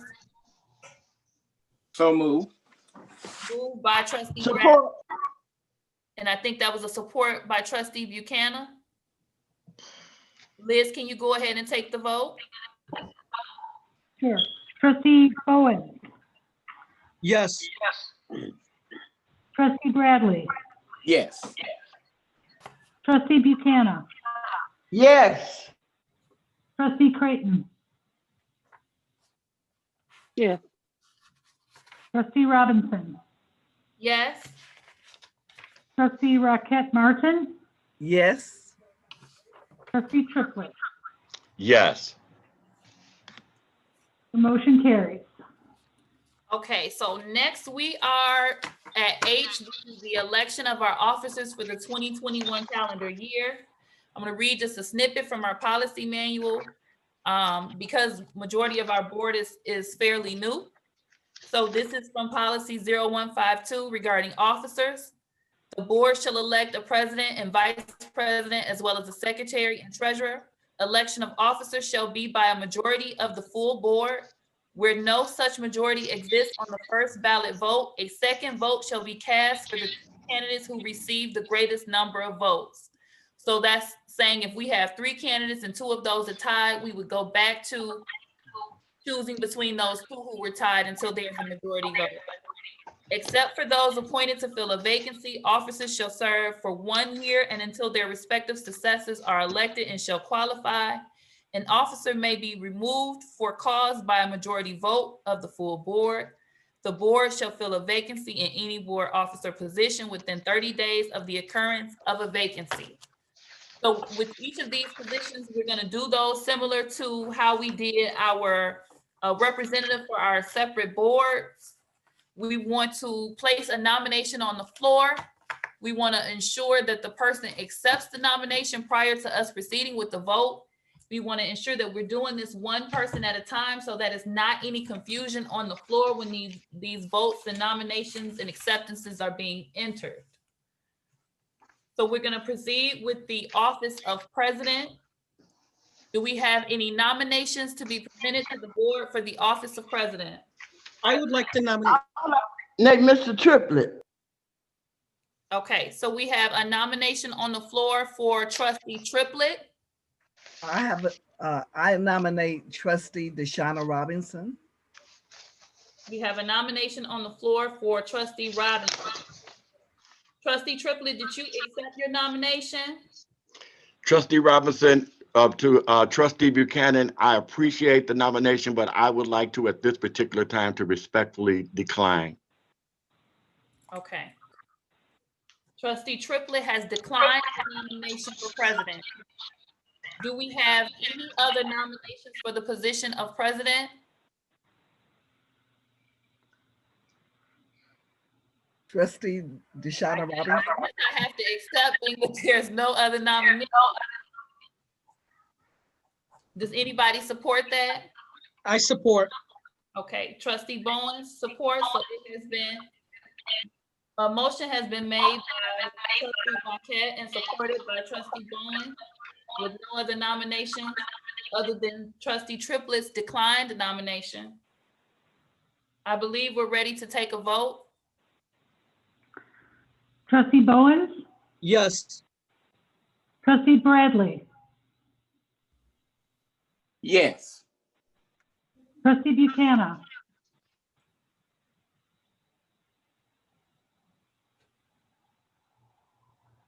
I'll come back. Trustee Creighton? I said yes. Okay. Okay, oh, thank you very much, ma'am. Trustee Creighton? Yes. Trustee Robinson? Yes. Trustee Rocket Martin? Yes. And trustee Triplett? Yes. So it Thank has you. We been have an supported and voted President? that I will be the president of the board. Thank you. I appreciate that. I appreciate the board's support. And trustee Triplett, I'm surprised that you declined your nomination. Excuse me? I said, I'm surprised you declined your nomination, but I'm glad that you accepted to be our Darien Regional representative. Oh, thank you. Don't be surprised. I think that you're doing an amazing job and I'm very proud of you. Thank you so much. Very proud of you. Thank you. We're gonna proceed with our vice president. So we want to ensure that we place the nomination on the floor and give an individual opportunity to accept that nomination. Can we, hold on one second. So can we receive nominations for the office of vice president? And I believe that was trustee Buchanan who was putting a nomination on the floor for trustee Rocket Martin. Am I correct, trustee Buchanan? You're right. Okay. Is there a second to that? President Robinson, Yes, sir. in our nominations, according to MASB, had an opportunity to sit in on the meeting for the organizational meeting. It is understood that when we put in our motions out, that we do not have a second. We do not have to have a second for our officers. Thank you so much. Mm-hmm. Okay, so we're gonna proceed without requiring a second, but it's very important, trustee Rocket Martin, to know whether or not you accept that nomination before we ask for any others. I am going to decline that, and I'm going to, can I give a nomination? So I want to make sure I put it on the record that you have Okay. declined the nomination for vice president, and you can proceed with your nomination. I would like to nominate Roger Triplett. Trustee Triplett, do you accept that nomination? Oh.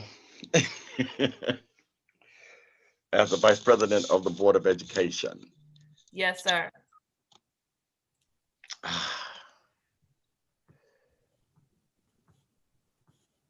I'll decline. Okay, so trustee Triplett has declined the nomination for vice president. So again, go ahead. No, I was gonna say I would like to nominate Matthew Bradley. Okay, so we have a nomination on the floor for trustee Bradley as vice president. Trustee I accept. Bradley, do you accept? I accept. Okay, so we have our first official acceptance for vice president, trustee Bradley. Are there any other nominations for the position of vice president? And I want to ensure that individuals are aware they can nominate themselves if they're interested. Don't be afraid to speak up.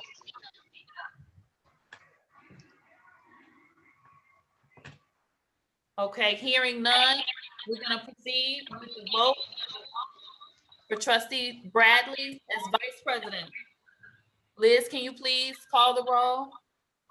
Yeah, certainly. Just clarification, trustee Bowens, was that you that nominated him?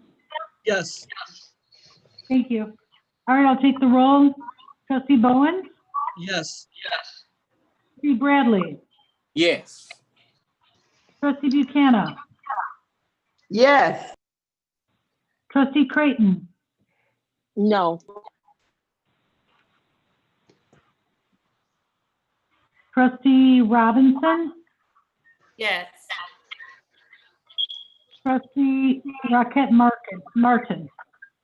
Yes. Trustee Triplett. Yes. Motion passes 6-1. Okay, so our new vice president for the Board of Education is Trustee Bradley. Next on our agenda is secretary. Do we have any I nominations? would like to nominate Mr. Triplett. Okay, so we have a nomination that I has, would like to nominate Roger Triplett for secretary. okay. Mr. Triplett, do you accept that nomination? Yes. Okay. So Mr. Triplett has accepted the nomination for the position of secretary of the board. Are there any other nominations to be put on the floor for the position of secretary?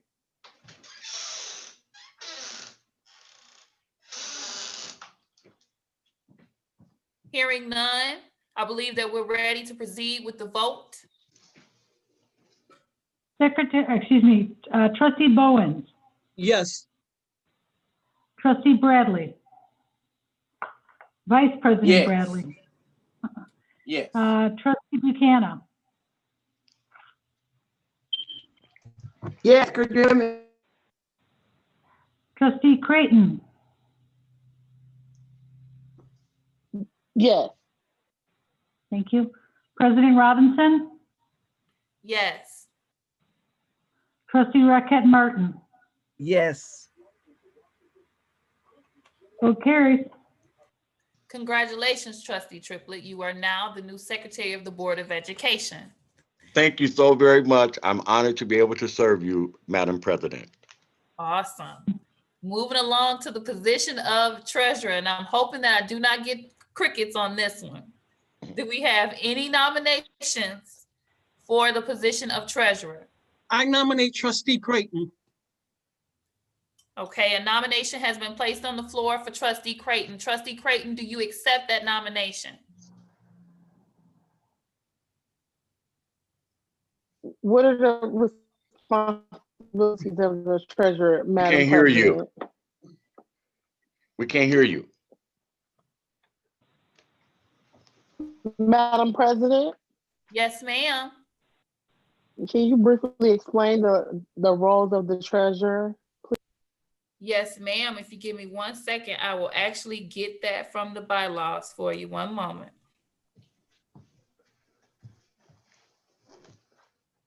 And if you all can't tell, we like to be official and do things in order. So we're going to take it right from our bylaws.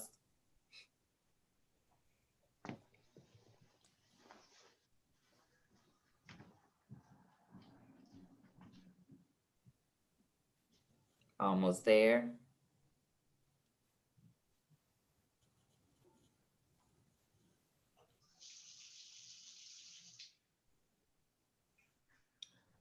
Okay, 1 second.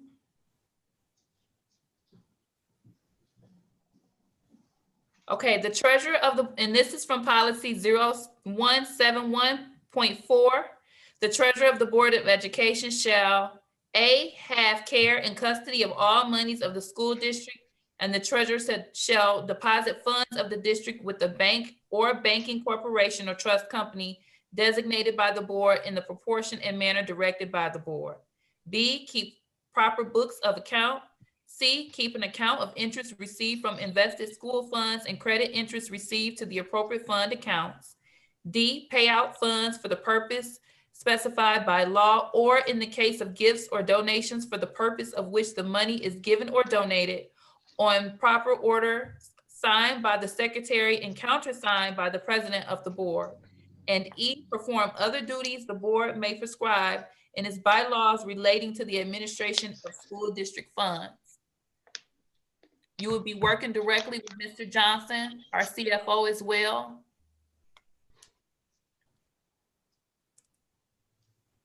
Do you accept the nomination, Trustee Creighton? I accept. Awesome. Any other nominations for the position of treasurer? I'd like to nominate Trenton Bowens. Okay, so a nomination has been placed on the floor for Trustee Bowens. Trustee Bowens, do you accept the nomination for treasurer? I humbly reject it. Trustee Bowens has quickly declined your nomination. Trustee Raquel Martin. Thank you, though. Go ahead, Trustee Bowens. No, I tell her, Ms. Marquette, thank you, but I humbly reject it. That's fine. Are there any more nominations for the position of treasurer? I would like to nominate Miss Rockette Martin.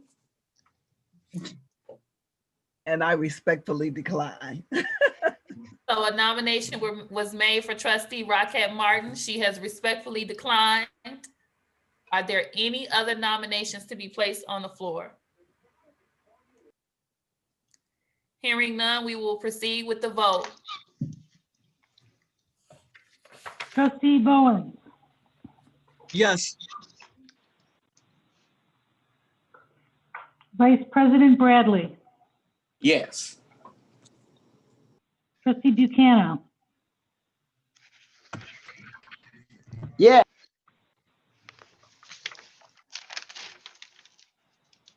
Trustee Creighton, Yes. President Robinson, Yes. Trustee Rockette Martin, Yes. Secretary Triplett, Yes. motion carries. Awesome.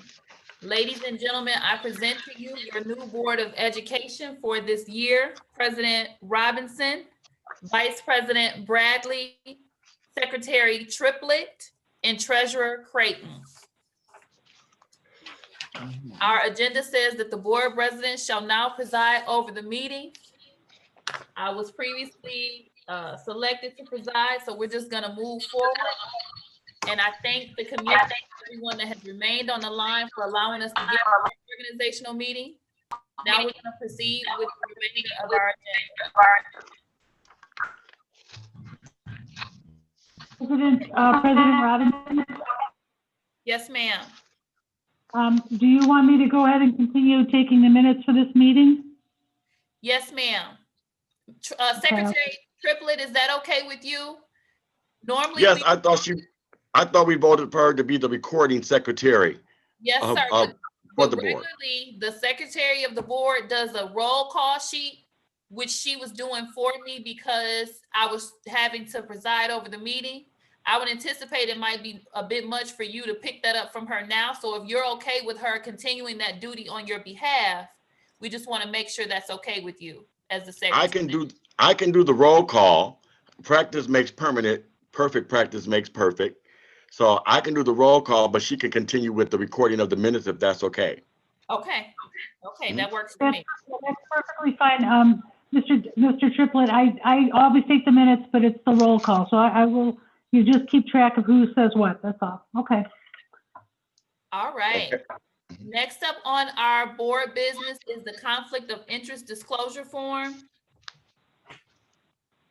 We can get that opened up, Liz, when you have a moment. We appreciate the patience for everyone who is on the line. We promise our meetings will not be this long moving forward, but we had to ensure that we got the business of the board handled as far as our organizational meeting. Okay, so this conflict of interest disclosure form is going to be filled out by each board member by June 30th with the Office of the Superintendent. It says, I, as a member of the Benton Harbor Area School Board of Education, have carefully read and understand the district's policies listed below concerning conflicts of interest. Policies are available on request or online at the district's website for review. I present to the district, and we're going to have to select that we are in compliance with all provisions and policies and regulations, that we do not have any personal, financial, or professional interest that may trigger our obligation to report a real or potential conflict, or to seek guidance on any situations except as follows. And then our policy references for this is 0144.3, conflict of interest, 1130, conflict of interest, 3110, conflict of interest, 4110, conflict of interest, and 6420, conflict of interest, legal counsel, advisors, or consultants. And we're going to be signing this and getting this over to our recording secretary. Does anyone have any questions on this document before we proceed? And those policies can be reviewed on our website if anyone wants to go take a look at what those policies actually state. So we're gonna try to keep it moving through our agenda. Next, we have board superintendent relations. And this is from policy 1210. I'm gonna read through this really quickly. The Board of Education believes that in general, it is the primary duty of the board to establish policies and that of the superintendent to administer such policies. Policies should not be originated or changed without the recommendation of the superintendent. The superintendent should be given the latitude to determine the best method of implementing the policies of the board.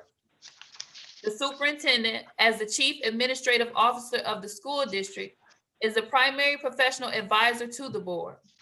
He is responsible for the development, supervision, and operation of the school program and facilities. His methods should be made known to the staff through the administrative guidelines of the district. The board shall retain oversight supervision of such administrative guidelines. Superintendent and those administrators directed by the superintendent shall attend all meetings when feasible. Administrative participation shall be by professional counsel, guidance, and recommendation, as distinct from deliberation, debate, and voting of board members. In order to expedite negotiation procedures, the superintendent is appointed as the chief representative of the board for the purpose of determining negotiation strategies and members of negotiation team for collective bargaining with the recognized unions and employee units. The board is responsible for determining the success of the superintendent and meeting the goals established by the board through annual evaluations of the superintendent's performance. The board, in formulating its position with regard to the performance of the superintendent, shall rely whenever possible on the objective outcomes of its evaluations rather than on subjective opinions. And that is the board superintendent relationship from policy 1210. Moving right along. Okay, so next we have committee interest for 2021. We are not actually appointing positions at this meeting because our policy actually states that we need to do so after the organizational meeting, which we just had. So we want to take an opportunity for our trustees to express their interest in the committees. And then I, as president, will assign committees after our meeting. So we have the Operations and Facilities Committee, which meets on Tuesdays from 3 to 4 p.m. Do we have any trustees that are interested in serving on that committee? President Robinson, I would be interested in serving on Operations and Facility. Okay. Do we have any, so I have trustee Bowens is interested in that committee. Do we have any other trustees? I'll serve on that committee as well. Okay, so trustee Bradley, and just to know, we can have up to 3, so that we don't have a quorum of the board, which is 4. Right. So we can stay with the 2, or we can add a 3rd. Is there anyone? I would like to serve on the operations facility. You would, trustee Buchanan?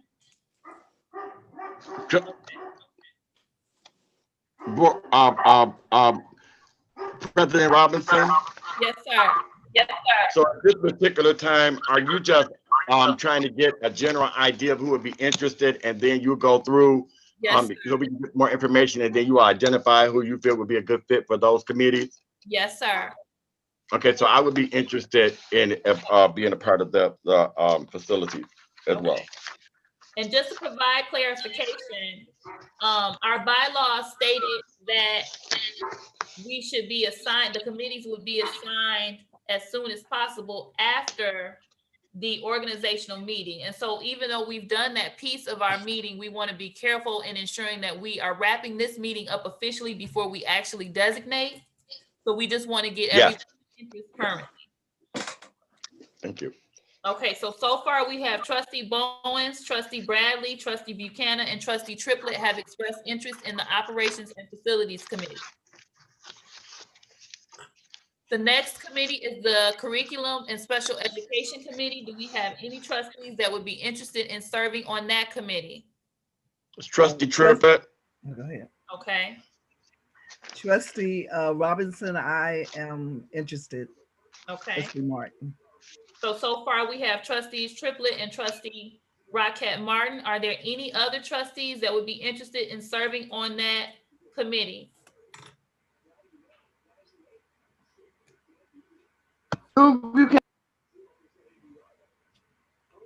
Trustee Buchanan, was that her? Are you attempting to say something?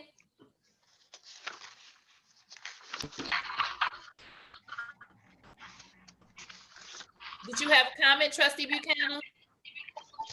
No, I want to serve on the committee. You want to serve on that committee? Okay. Any others? All right, moving right along to finance. Do we have any trustees that are interested in the finance committee? Go ahead, Trustee Bradley. Yeah, I'll take that. Okay. I would also be interested in serving on that committee. So I'm going to notate myself here in my notes, Trustee Robinson and Trustee Bradley so far. Any others? As the treasurer, Madam President, is that a committee that I would have to be on I would or recommended to be on? Yeah, I would strongly suggest. It. I didn't want to call you out though. Okay, so we're gonna have Trustee Creighton noted here. Okay, and then our last committee is Human Resources. Do we have any trustees that would like to serve on the Human Resources Committee? I would like to serve on the Human Resource Committee. Trustee Barton. Okay. Trustee Creighton would like to serve on the Human Resources Committee. Okay. And Trustee Triplett would appreciate any consideration, and I will take one away, but I would like to be a part of that committee as well. Okay.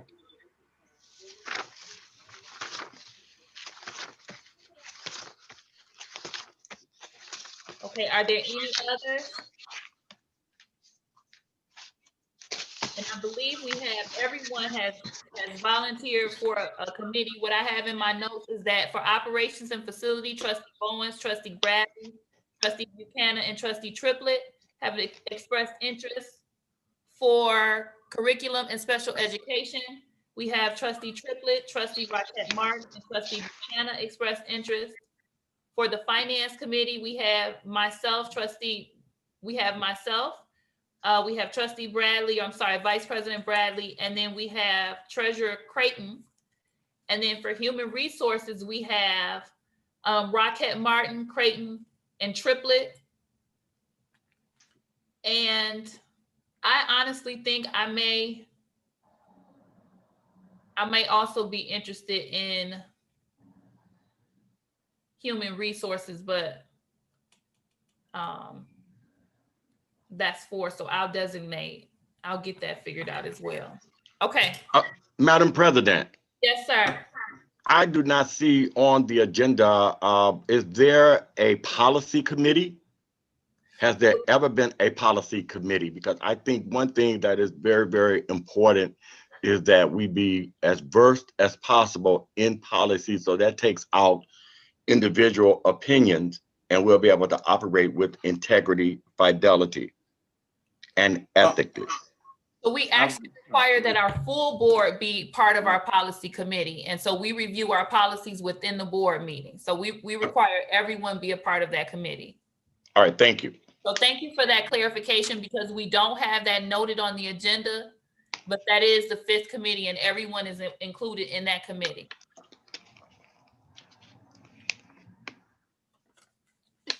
Okay, so normally we would be doing a seating of officers and the new board. We don't have to transfer the chairperson duties because I was selected as president, but as noted earlier, Secretary Triplett is now going to be calling the roll. And so the way that it works moving forward is that we're going to go into our standard board meeting. Each of our executive team members are going to be presenting their staff reports. Secretary Triplett is going to be requesting, he's going to be documenting the motions and supports of those reports. And then we'll be taking a vote on whether or not we accept the report, but we will also be giving an opportunity for our trustees to ask any questions that they need the executive team to answer. So I'm going to give it to Superintendent Townsend, and we're going to be, go ahead. Trustee Robinson. Yes, sir.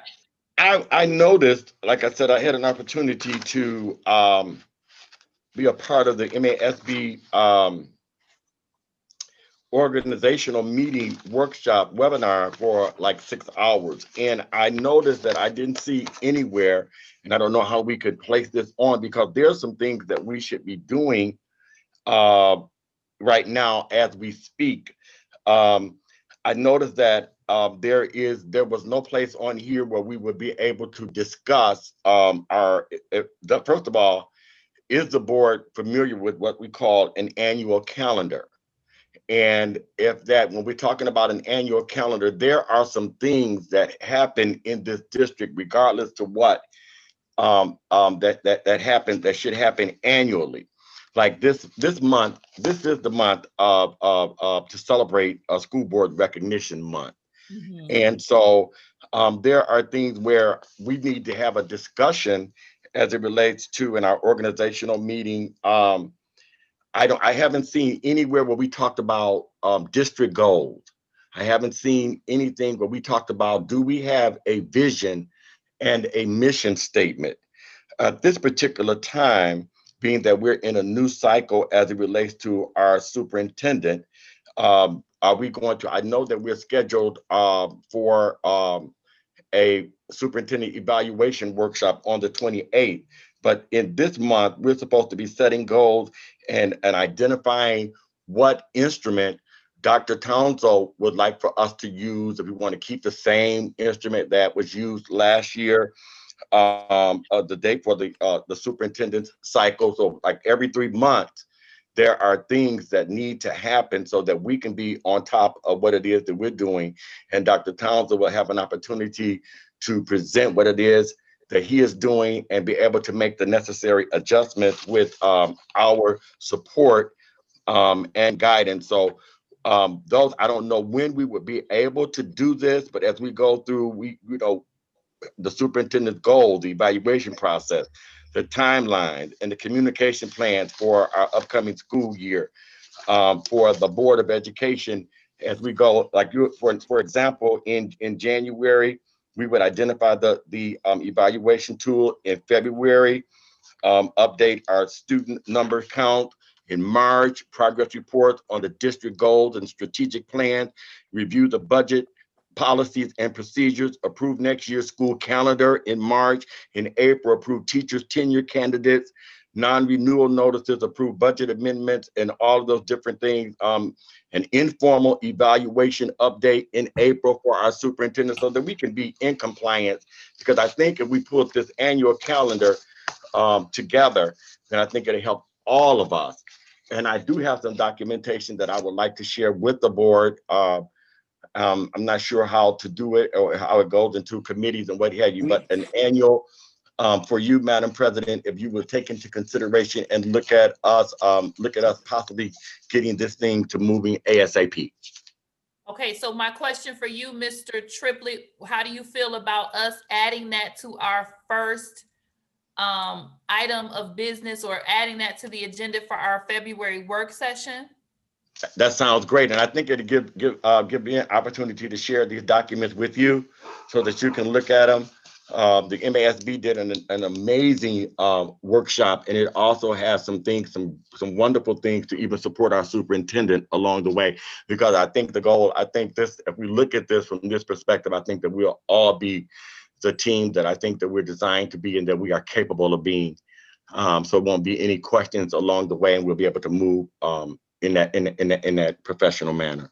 Okay, and I would also think that would be, if you would be willing to share the information that you've learned and present that to us. Is that something I sure with the February meeting? Yes, what I can do, I can get it. I would definitely get it to you, Madam President, and then you can go from there and lead us as to how it should be distributed and how we'll work with it. Thank you so much. Mm-hmm. Trustee Bradley, I know you also had some information that you wanted to review as far as superintendent and board relations. Do you think that you would have an opportunity to go over that briefly in that first February work session as well? Yes, I could do that. I will make sure I put it in my work schedule to do that. Okay. So Liz, Thank you. if you could make note to get those two things added to our work session agenda for our first meeting for the first Tuesday in February. The presentation by Mr. Bradley and Vice President Bradley and Secretary Triplett. And you can work and collaborate with them on what that's gonna look like so we can get that added to the agenda for our next meeting. Absolutely, no problem. All right, moving forward, we're gonna go to item 3 on our agenda. We're gonna pass it over to Superintendent Townsend. He's going to present staff report. Thank you so much. Can everybody hear me? Yeah. Good. Yeah. So the information that I have up here, the first, I just wanted to share something. A lot of our educators are working very hard. We had a end of the year wrap up meeting, and our students from Fairplain Middle School shared with our educators and executive team some art that they made. And I said, hey, I think this would be nice to show the board how art is being conducted at one of our campuses, Fairplain Middle School. It's a brief slideshow. Liz, you can click through each of the pictures. And what this is young people created abstract art on their computer during their art classes. And I thought it was pretty nice. I think they're going to try to put this together in some type of a book or calendar that people may, want to have. But these are our young people creating art on their computer. They shared with me, and I said I would like to share with the board.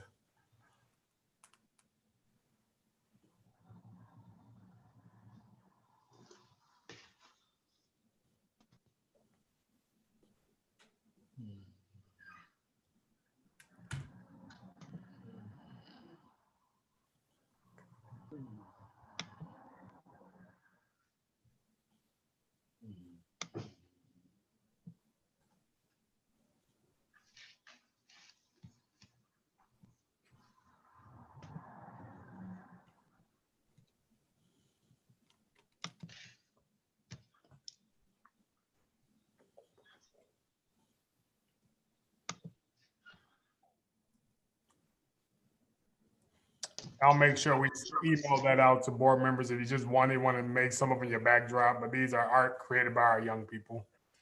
I'm gonna move next on the agenda, Liz. Next on our agenda is staff report 1, and this is the MASB Membership Assistance Fund, and I'll give you a little information on exactly what that is.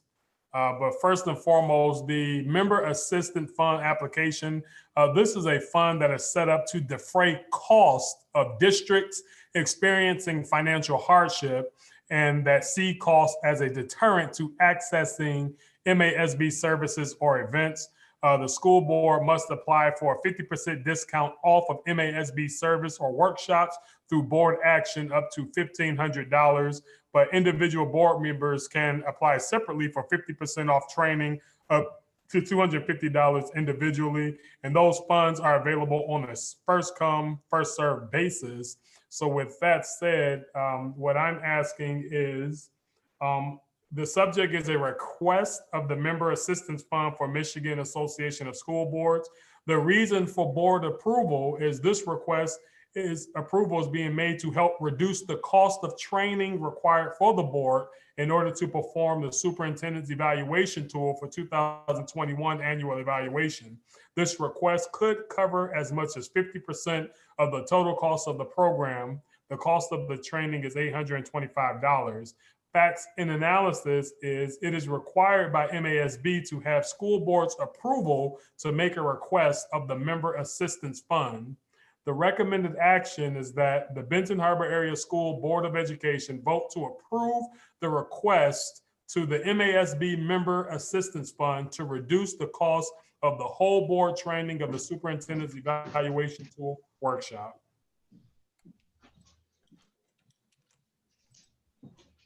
Can I get a motion to accept staff So report moved. S1? So Support moved. it.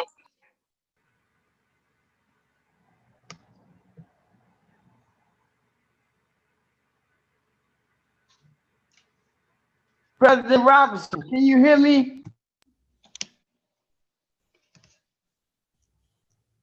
Trustee Bradley, I think you're muted. I said so moved, but but Trustee Buchanan had went on and supported it, so I'll second it. Okay, so it was moved by Trustee Bradley and second by Trustee Buchanan, I believe. Yeah, can you hear me? Yes, I can hear you, ma'am. Okay, do we have any questions, comments, or concerns on staff report S1?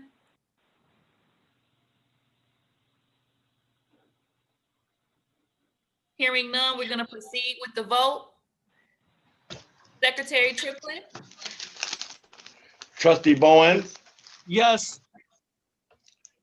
Vice President Bradley, Yes. Trustee Buchanan, Could you hear me? Yes. I can't, okay. Treasurer Angel, Yes. Treasurer Creighton, I'm sorry. President Robinson, Yes. Trustee Rocket, Yes. Secretary Triplett, yes. All right, staff report S1 passes. Superintendent Townsend, staff report S2? Yes, the staff report S2 is the purchase of teacher computers. The reason for board approvals to purchase is that purchases over $25,000 need board approval according to the most recent State of Michigan Department of Education threshold. Policy reference 6320 and 6440. The facts and analysis are we're looking to upgrade the instructor's technology, which is necessary to remain competitive and to support our students and staff. The recommended action is that the Benton Harbor Area School Board of Education vote to approve the purchase of instructor computers as presented. Okay, can I have a motion to accept staff report S2? So move. Moved I by second the motion. moved by Secretary Triplett, supported by Trustee Rocket Martin. Do we have any questions, comments, or concerns regarding staff report S2? Yes, I have a question. When was the last upgrade for the teachers with their computers? Great question. Since I've been on board, we have not purchased computers specifically for instructors. In fact, we kind of rounded up all of our computers to ensure all students had computers. So we want to make sure we level up our educators and give them the best technology to take away any hiccups that we may have with supporting our kids at home. Thank you. You're welcome. Any other questions, comments, or concerns from the board regarding staff report S2?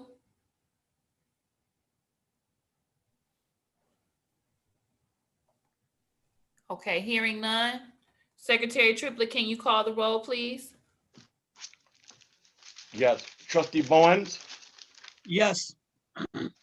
Vice President Bradley, Yes. Trustee Buchanan, Yes. Treasurer Creighton, Yes. President Robinson, Yes. Trustee Rocket Martin, Yes. Secretary Triplett, yes. Motion carries. Awesome. Next, we have staff report S3. Dr. Townsend? Yes.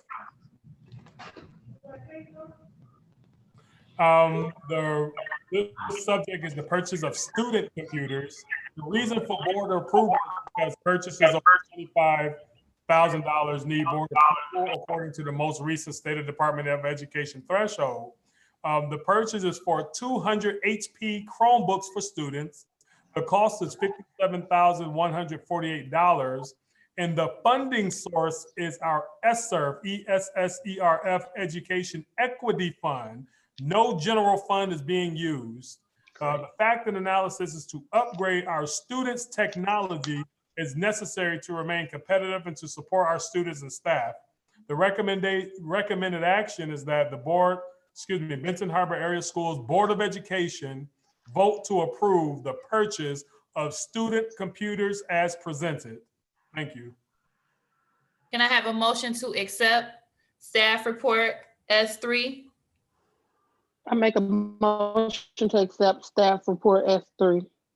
Do I have a second or support? I Second. second the motion. Okay, so I believe Bradley, Vice President Bradley was first. So the motion has been moved by Treasurer Creighton and supported by Vice President Bradley. Do we have any questions, comments, or concerns regarding staff report S3? Yes, it's me again. If I'm correct, didn't we purchase some computers for the students this past school year? Yes, we did. If you recall, we had a lot of computers on back order across the country. There's a critical shortage, and a lot of computers we have not received. So previously, we used funds to get computers, and we did identify a source where we can get computers right now. And we're trying to get those into the hands of our young people. And one thing that we also are seeing, sometimes technology breaks down and sometimes is unable to be fixed. So we just need to ensure that we have a healthy inventory and that none of our young people are lacking when it comes to technology and access. How many computers were purchased last school year? Last academic year, I think we tried to, I don't want to misspeak right now, but a lot of those computers did not come in. I see you have a thought, Dr. Shelton? Yeah, I can answer it. Our goal is actually to purchase about 1,800 computers when we're done with this. We're using the additional funds that we've received from COVID-19, and there's been 3 different pots. We did not purchase any last year, so our computers are on their last leg. You guys last approved 450. We jumped on that because they've been on backlog, and then we actually got those in. We're trying to get a few more. We also have to be cognizant of cash flow, but our idea is to put this in front of you probably every month or close to every other month until we get our full inventory and we can rotate out all of the old computers. So if I'm understanding correct, the story that was in the newspaper about computers being purchased was incorrect. No, we are approved to purchase. They just were never delivered because of the back order. Yes. So with the parents that currently have computers from the school year, I noticed some of the parents still had them for summer. What is the district policy with the upkeep and maintenance of getting those computers back? We do have that information. I don't have it at my fingertip now, but we can definitely provide that, Trustee Bowens. I know it's a motion on the floor. Is there a way that we could possibly put this on hold until we get that information? Hold the motion from purchasing computers for kids. You can, whatever the board would I would like. love to see the data of what we're doing and everything and proper maintenance. You just have to make a motion to table the current motion. We also need to know exactly what the question is. Yeah, The because question was the protocol of the maintenance and the upkeep and what are we doing? I'm sorry, go ahead with the question, Trustee Bowens. Because I'm if you look at my understanding was we ordered computers, but I'm being told that was not the case. So I also know students and parents had computers all school year, even in the summer, that did not attend summer school, that was just sitting there. I want to know what's the inventory, what's the maintenance, how many computers were broken, returned, all of that. Because if we're just flushing money and not going after some of these parents that have it, we're wasting money. President Robinson. Go ahead, Secretary Triplett. Yes, I was looking here, and those were some of the same questions that I had because I wasn't really familiar with all of, I've been watching the board meetings and what have you, and just been hearing all of these things about computers. And as you talk to people in the community, and with us freshly coming off the campaign trail, there's been loads of conversations. However, on this particular situation, this is not not going to come, it's not going to affect the general fund. This is free. This is being given to us. And so, just for me, I think that if someone is donating and funding, if this is the funding source and they're doing it for our children or whatever, this is just for us to move forward. Well, you still put the motion on the floor, but I do agree with the questions and would like to have that type of information, the same information that Trustee Bowens is going forth. But this is not going to affect our funding at all. There's no general funds being used for this, so. I just want to put that in the atmosphere. Okay. And the opinion that I would offer, and I understand what Trustee Bowens is saying, he's concerned about the investment into computers without additional information. And so I think it would be appropriate for us to take the vote. We can, if you agree with us proceeding with using these funds to purchase the computers, then your vote would be yes.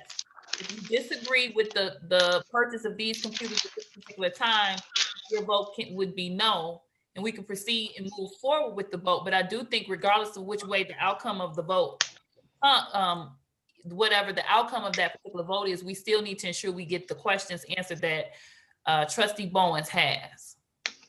Copy, and we will answer those questions. Okay. So we're going to proceed with the vote as it stands. And Dr. Townsend, we've had a lot of discussion.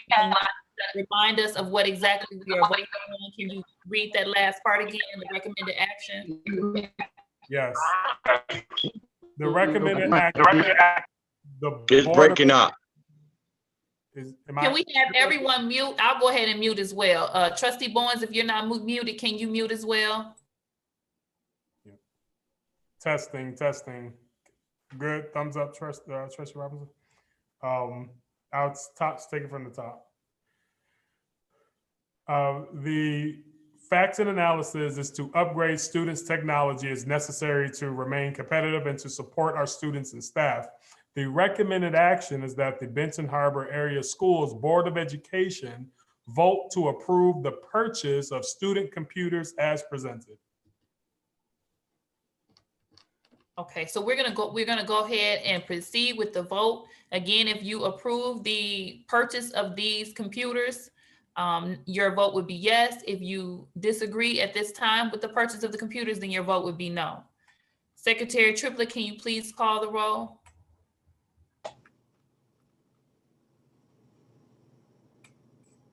You might still be muted, Secretary Triplett. Trustee Bowens? I'm going to abstain due to the lack of data right now. Okay. Vice President Bradley? Yes. Trustee Buchanan? Can you hear me? Yes. Treasurer Creighton? Yes. President Robinson? Yes. Trustee Rocket Martin? Yes. Trustee Triplett? Yes. Motion carries. All right, awesome. We're gonna move it right along to business and finance with Mr. Scott Johnson. Next, we have staff report F1.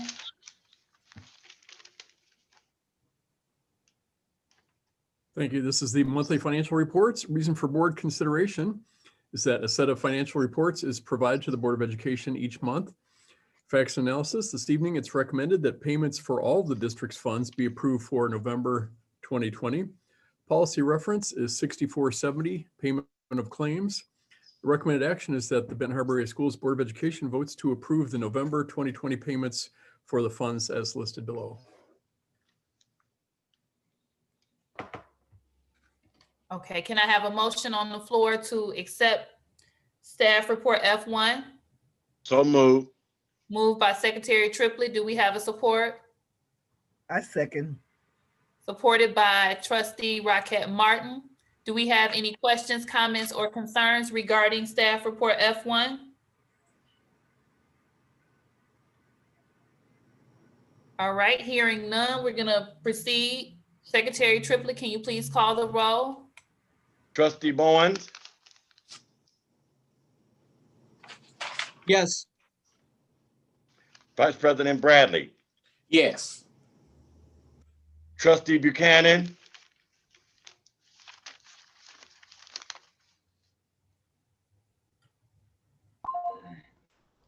You might be muted, Trustee Buchanan.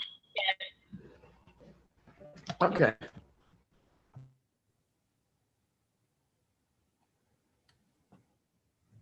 Hello? Trustee Buchanan. Yes. Can you hear me? Yes, we Yes, we heard. can. Can you keep that phone on? No, I'm just kidding. Treasurer Creighton, Yes. President Robinson, Yes. Trustee Rocket, Martin, yes. Martin, I'm sorry, That's all right. First Lady. I mean, Trustee Rocket Martin, Yes. Trustee Triplett, yes. Motion carries. All right. Next we have staff report F2.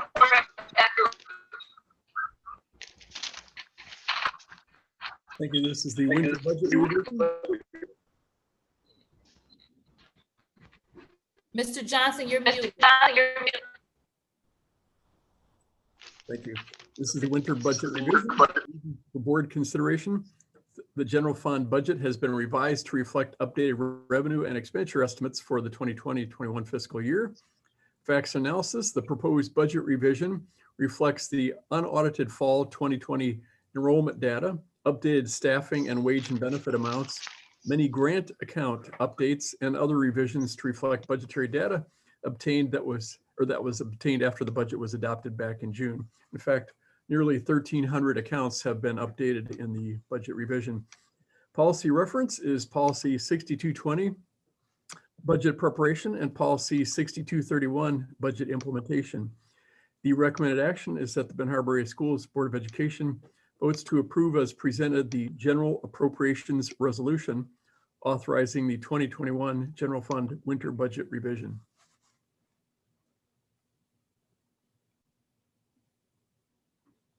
Do we have a motion to accept staff report F2? Support. Which trustee? We need a motion. Motion.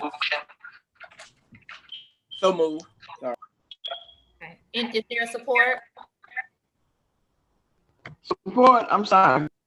Supported. So it was moved by Vice President Bradley and supported by Trustee Buchanan. Do we have any questions, comments, or concerns regarding staff report F2?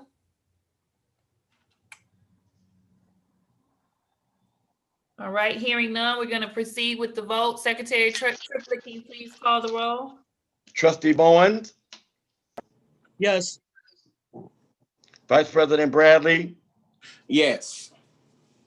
Trustee Buchanan, Yes. Can you hear me? yes, ma'am. Thank you. Thank you, Trustee Buchanan. Treasurer Creighton, Yes. President Robinson, Yes.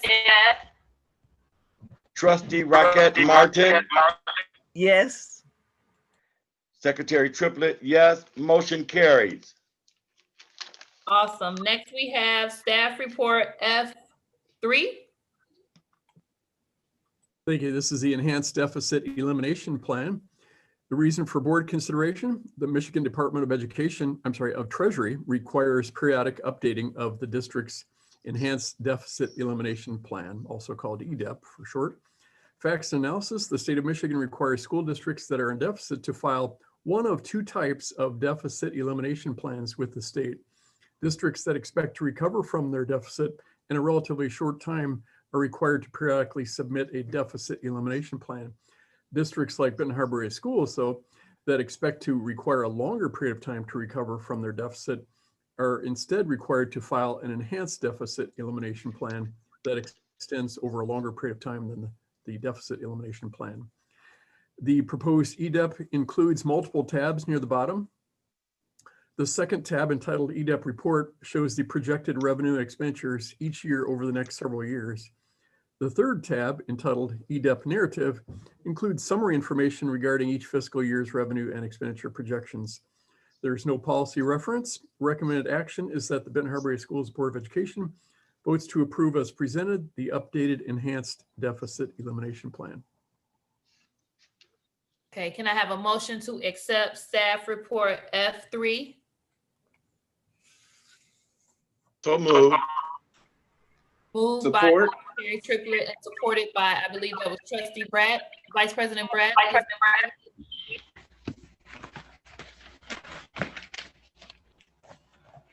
Vice President Bradley, was that you that supported? Yes. Okay, awesome. Do we have any question, comments, or concerns for Mr. Johnson?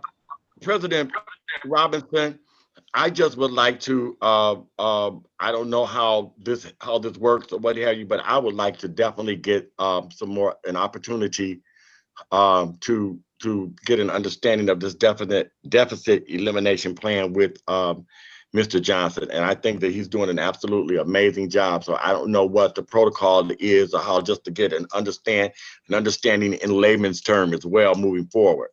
But I really appreciate, I had an opportunity to go through and look at everything that Mr. Johnson has presented, and it has definitely been very, it appears to have been done with excellence. Awesome. Do we have any other comments? And we can, I think did you express interest in the Finance Committee? Secretary? No. No. No, okay.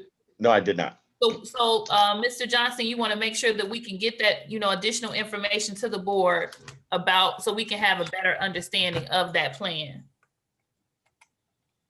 Okay. Any other questions, comments, or concerns regarding staff report F3? Hearing none, Secretary Triplett, can you please call the roll for the vote? Trustee Bowens? Can you hear me? Trustee Bowens? Yes. Vice President Bradley? Yes. Trustee Buchanan? Me? Yes. Did you hear me? Yes, ma'am. Treasurer Creighton? Yes. President Robinson? Yes. Trustee Rocket Martin? Yes. And Secretary Triplett? Yes. Motion carries. Awesome. Next, we have staff report F4. Mr. Johnson? Thank you. I would respectfully recommend that this agenda item be removed from tonight's agenda, and here's why. Some of the details in the agreement are still being finalized. Depending on the lease negotiations, an updated lease may be recommended at the next February board meeting. Okay. So Mr. Johnson is wanting to not actually present this report. So can we have a motion to table this to Mr. Johnson, I'm sorry, before I ask for a motion, are you asking that this be on the second meeting of the month during the regular board meeting in February? Depending on the negotiations. So yes, I would recommend either removing it from the agenda or tabling it. Okay. So can we get a motion on the floor to table this report? And Mr. Johnson will bring that back to the board when it's ready. Can we have a motion to table staff report F4? I move that we table this report for a later date. Okay, can we have a second for that? Support. Okay, so that was moved by Trustee Rocket Martin and supported by Bradley. We're gonna just take a quick vote on that to ensure everyone agrees. I'm pretty sure everyone will, but just to be safe, Secretary Triplett, can you call the vote for that? Trustee Bowens? Yes. Vice President Bradley? Yes. Trustee Buchanan? Yes. You hear me? Treasurer Creighton? Yes.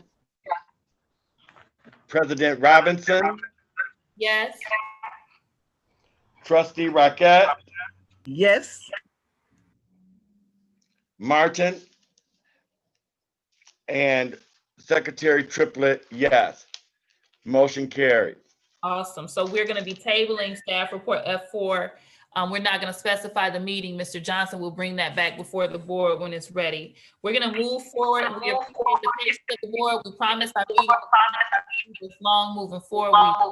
We thank the public for their patience as well.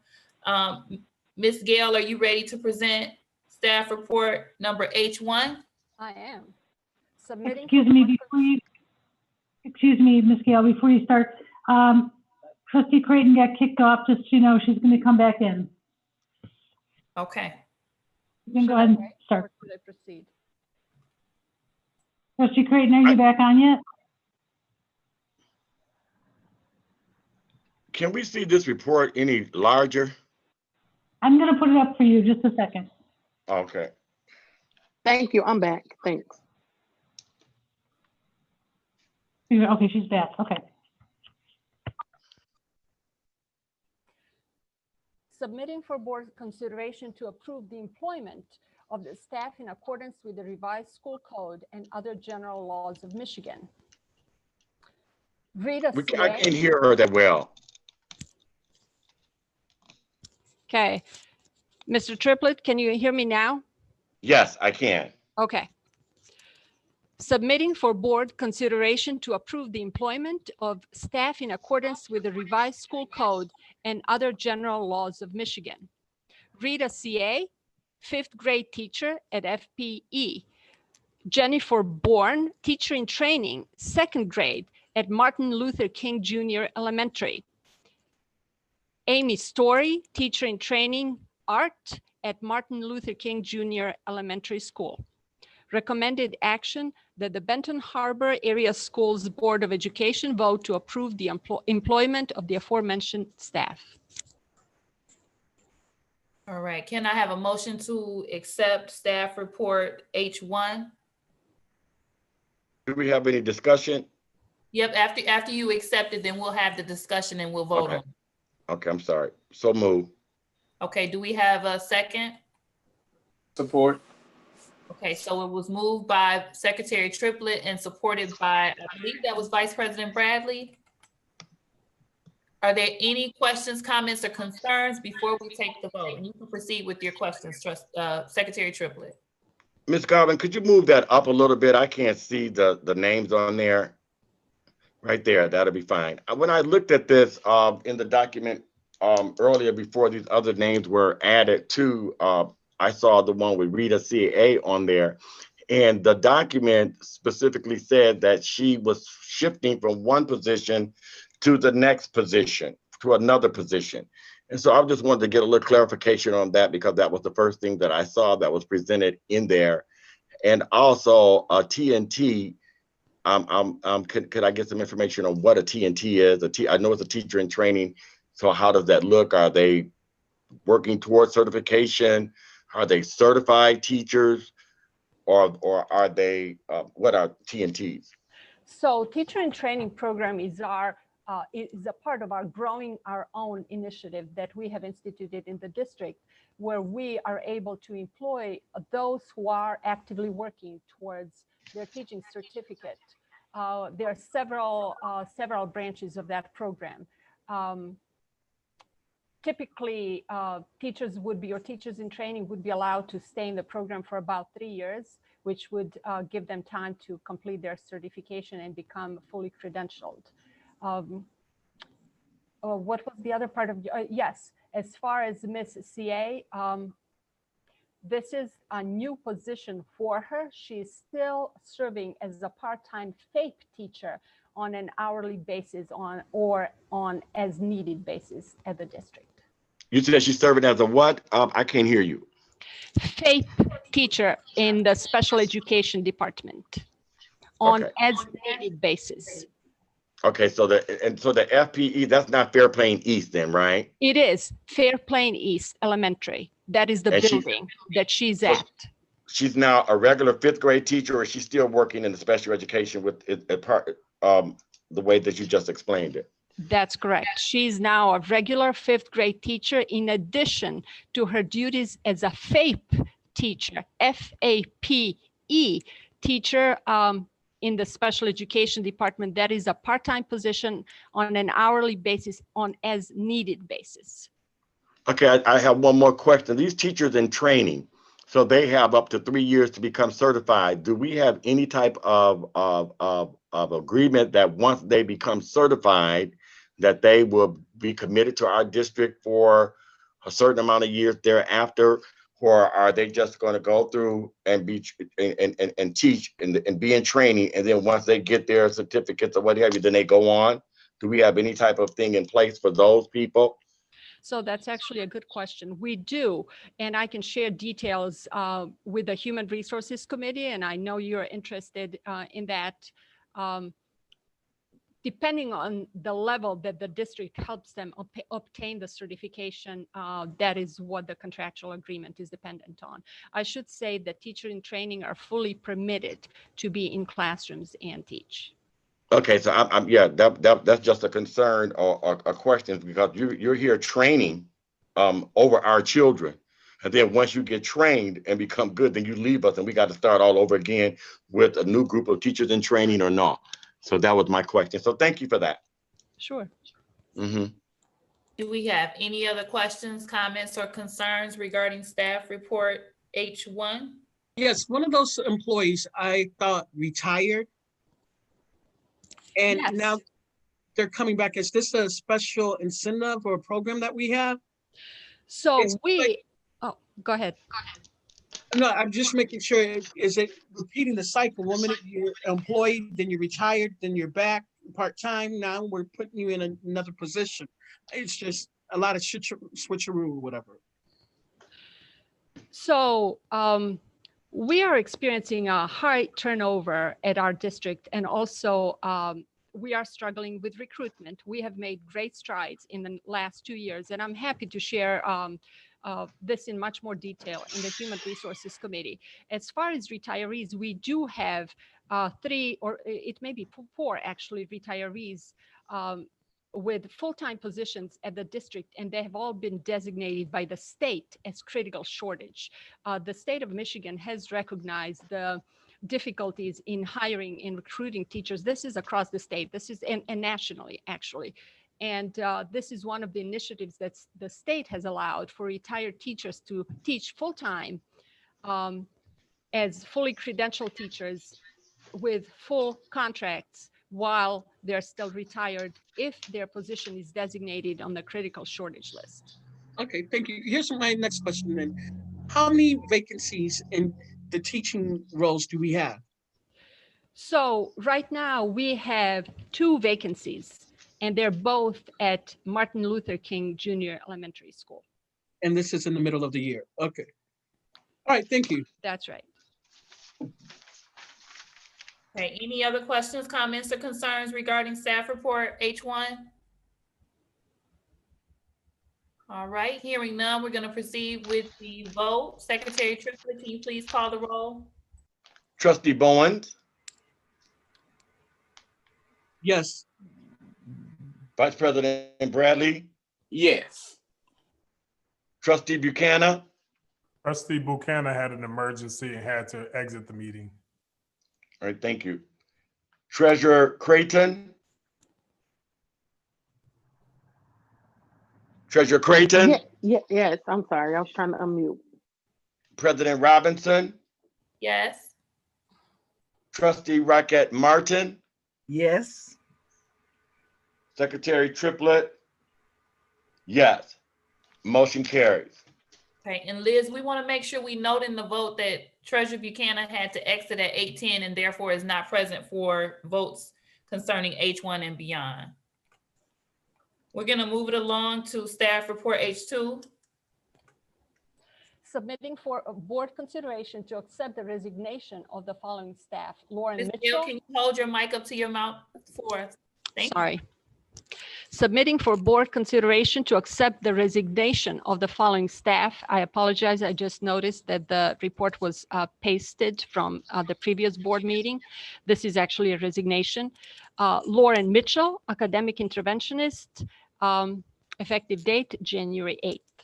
Recommended action that the Benton Harbor Area Schools Board of Education vote to accept the resignation of the aforementioned staff member. Right, can I have a motion to accept staff report H2? So move. Moved by Secretary Triplett. Do we have a support? Support. Supported by Vice President Bradley. Do we have any questions, comments, or concerns regarding staff report H2? Yes, Liz, could you please pull that down just a little bit so I could see the explanation, the submitting for board to accept the resignation / retirement. Bring it down some, please. Right there. Yep. Thank you. To accept the resignation / retirement of the following staff. So that kind of confused me when I see resignation / retirement. Did she resign or did she retire? So that's a good question. Mr. Triplett, if you look at the next to her name and next to her title, there is a reason. Because often we have a number of people whose resignations or retirements or terminations need to be accepted. And the board members have in the past requested that we list the reason. So we added a column so you can clearly see the reason of for termination technically for each person. Okay, so but I guess my question is, when we see this into accept the resignation, if the reason is resignation, why do we have retirement up in that line item for the submitting for the board consideration? So if it's resignation is the reason. Because that was the format that the previous board members have actually specifically requested. What we had listed before was to accept termination of the following staff, which termination could be by termination of employment, meaning separation of employment relationship, not termination of employment, meaning forceful termination.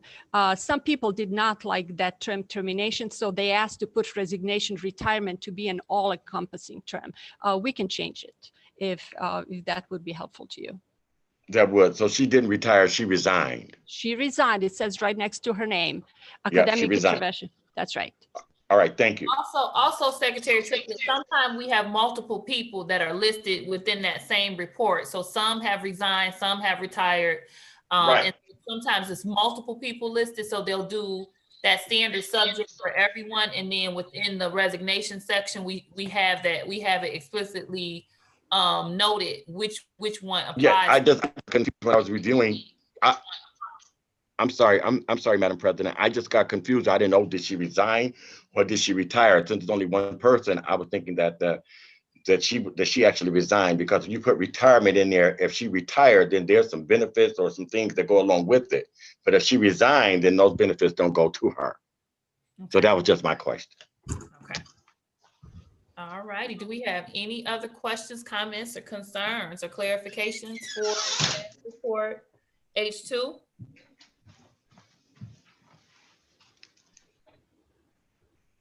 All right, hearing none. Secretary, can you please call the roll? Yes, Trustee Bowens. Yes. Vice President Bradley. Yes.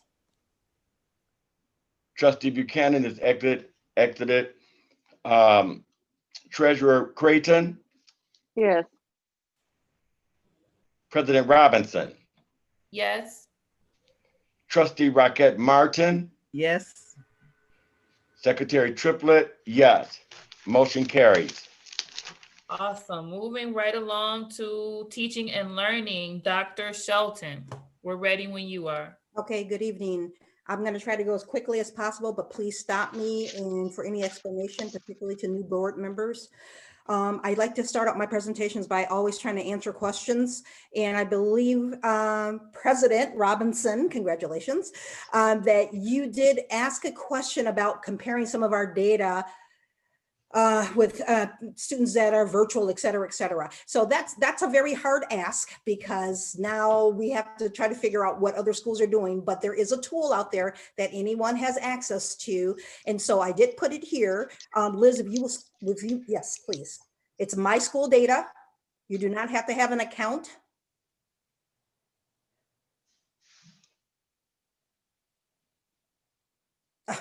Is it under maintenance?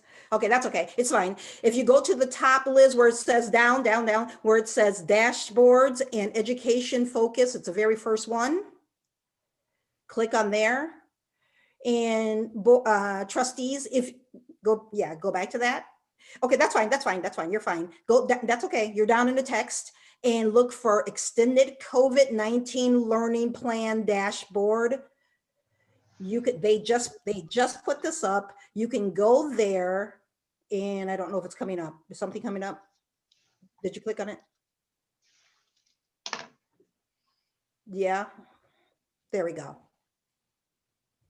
So go down, scroll down. Let's see if there's something more. All right, it may be under scheduled maintenance. We did see something. Anyway, it will show you anyone and everyone's extended COVID-19 plan. It shows how many schools in the state are doing virtual, how many are doing blended, et cetera, et cetera. So it's a pretty good dashboard, and that's where you can go to start to compare some of the data that you might be interested in. So I hope that helps to begin to answer the question, and I'm happy to bring that back anytime and to go over that or to help with navigating that. Our next piece, and this is for the new board members, we are functioning under an extended COVID-19 learning plan. As so, the legislation, Public Act 149, Section 98A, requires us to present every board meeting and to post on our transparency website different aspects of our learning plan and results. So we're going to begin with, and I've turned it into a presentation, but the actual hard documents are there that you can always watch those numbers as we update them and keep them nice and fresh for the public.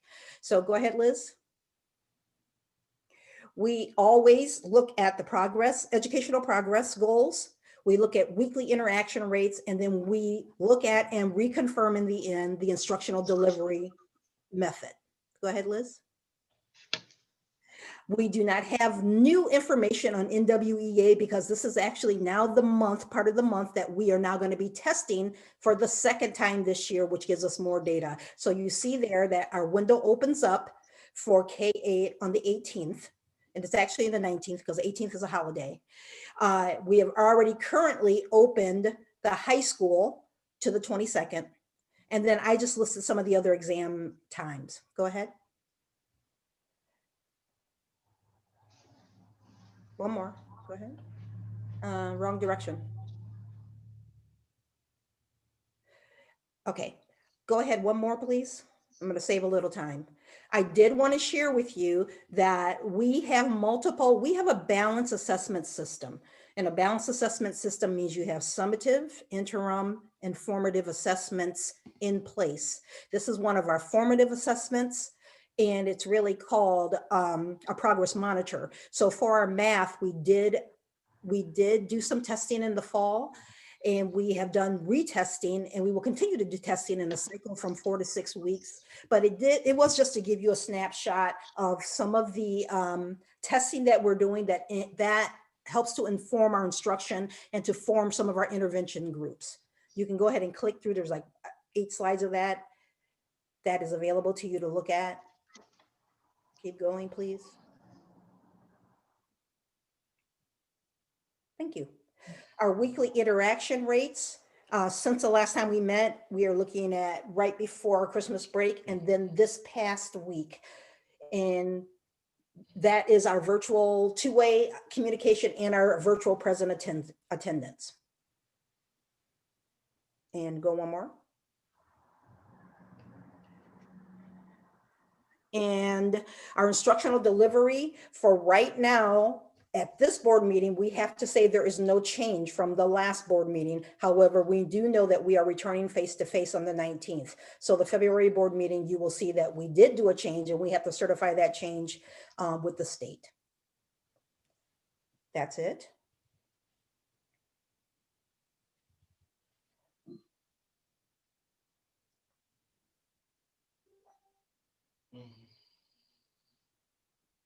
Thank you.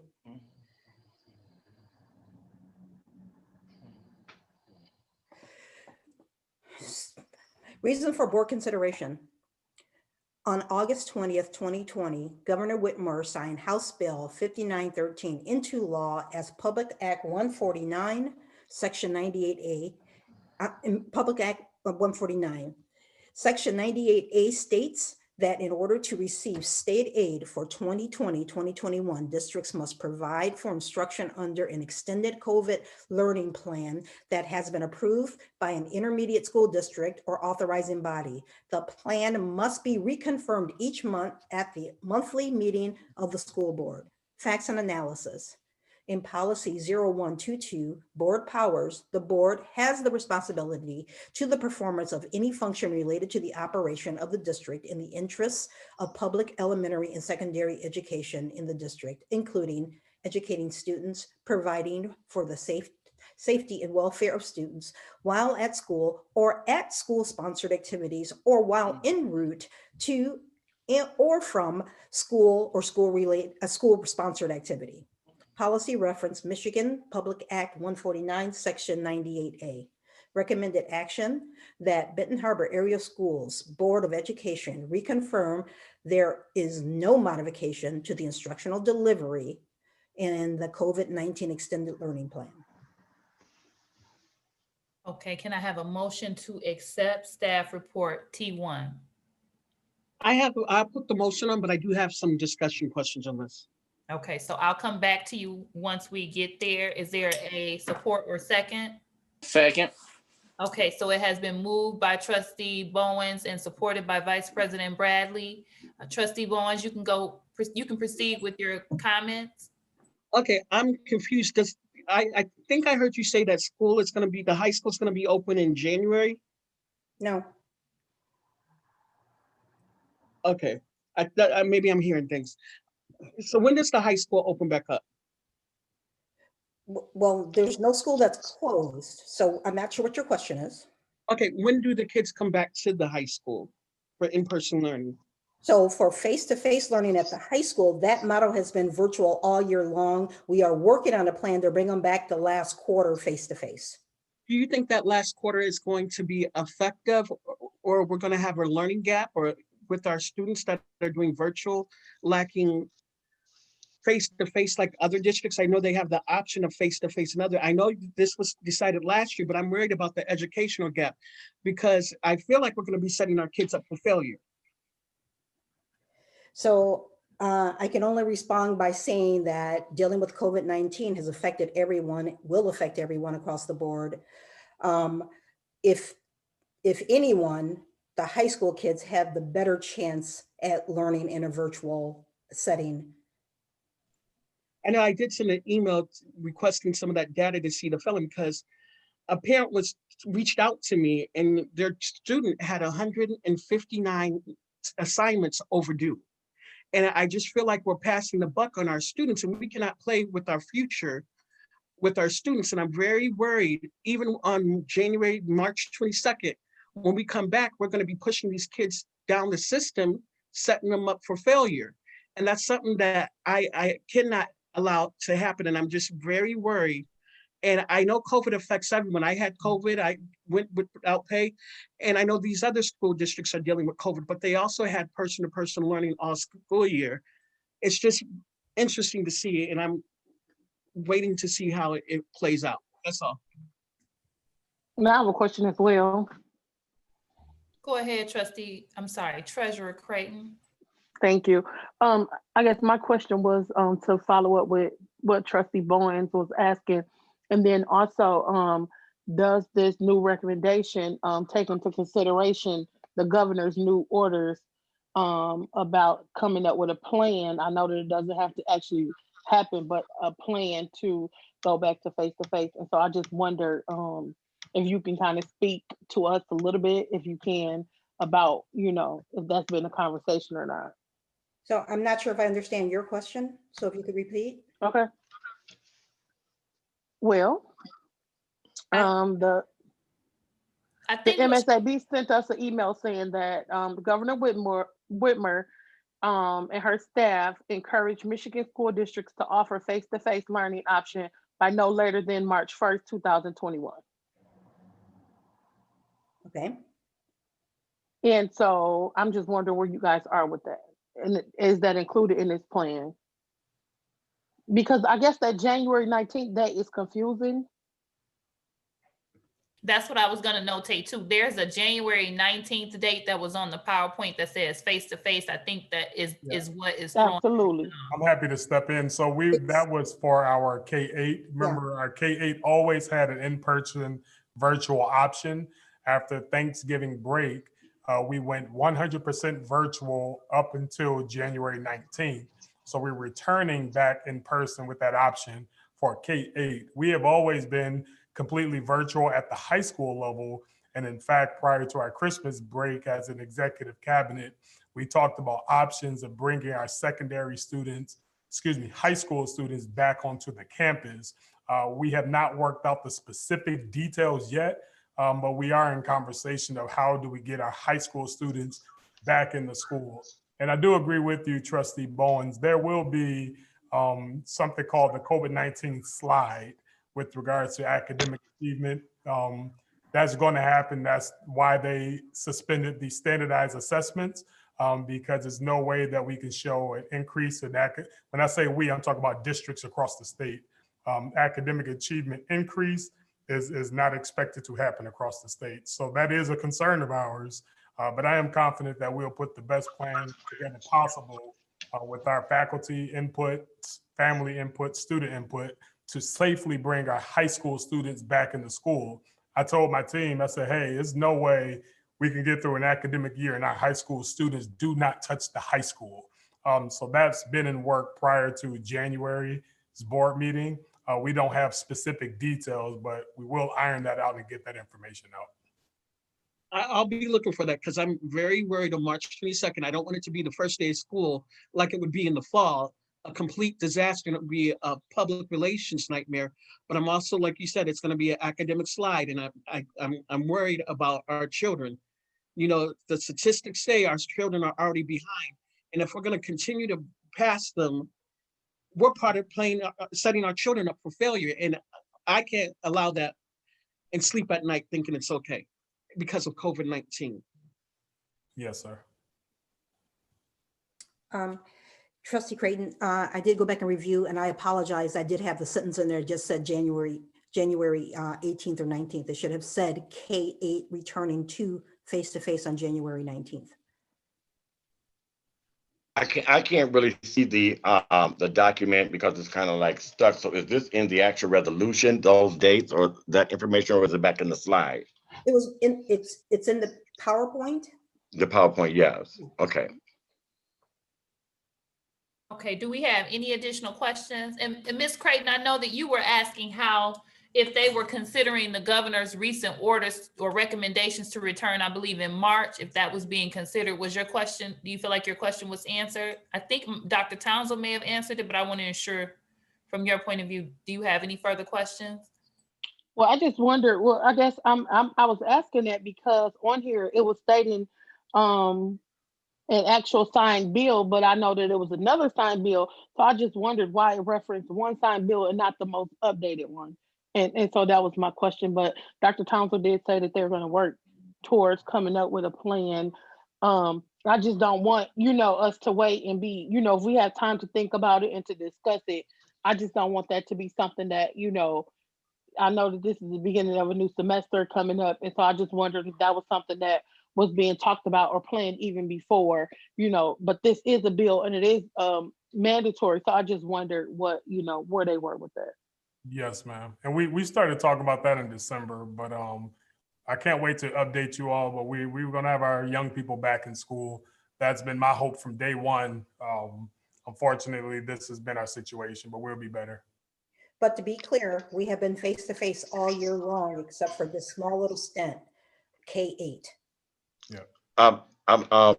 Dr. Townsend, I think that it's very, very critical when presentations are going to the board and what have you, that they are updated and that we are on point so that we can know moving forward what it is that we're actually looking at. So when you get ready to present a plan, that we would be able to wrap our head around what you're actually coming from.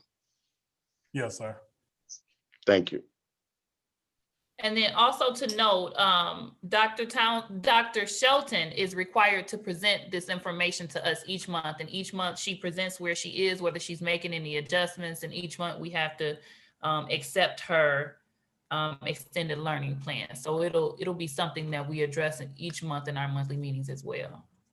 So how we know that, I guess that's a part of from Dr. Townsend. So before this actually go out and update it and it's on our site or it's presented, the corrections will definitely be made. Dr. Townsend. What corrections? I mean, Dr. Shelton, the updated, when you're adding the new with the new legislation and what have you, would that be updated? No, there's no new legislation that affects what we have to do. We are Okay. under Public Act 149, Section 98A, period. For this particular This is consideration, exactly, right? yes. All right, thank you.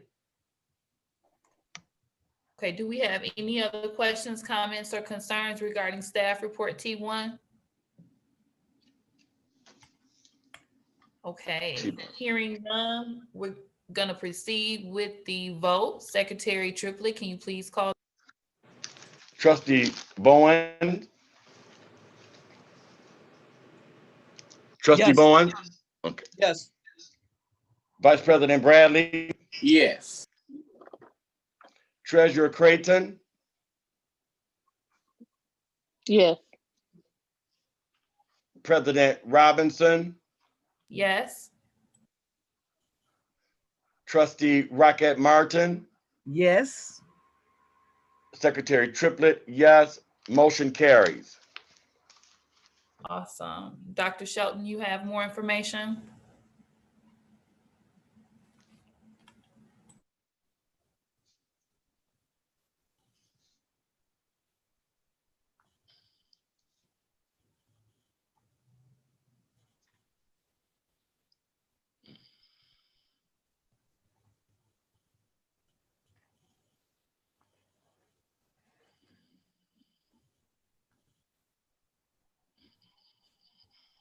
You're muted, Dr. Shelton.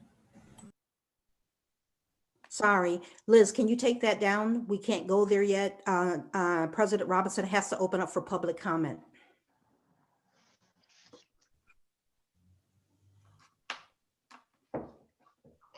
Yeah, President Robinson, public comment on the extended learning plan. I'm sorry, I was saying it. I didn't realize I was muted. At this time, we want to give the community an opportunity to provide public comment on the extended learning plan that was just presented by Dr. Shelton. You will have 3 minutes to speak. I also want to make sure that you're aware that we do still have general public comment a little later in our meeting. But right now, if you have comments regarding the extended learning plan, this is your opportunity to express them, and you have 3 minutes. Are there any members of the community that would like to make a comment?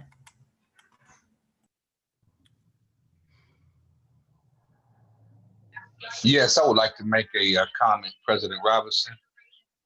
Okay, can you please state who you are, sir, and then you can proceed. Thank you. My name is Marcus Muhammad, City of Benton Harbor. I do have a concern as it relates to what has been presented with the governor's most recent recommendation of students returning to in-person learning by March 1st.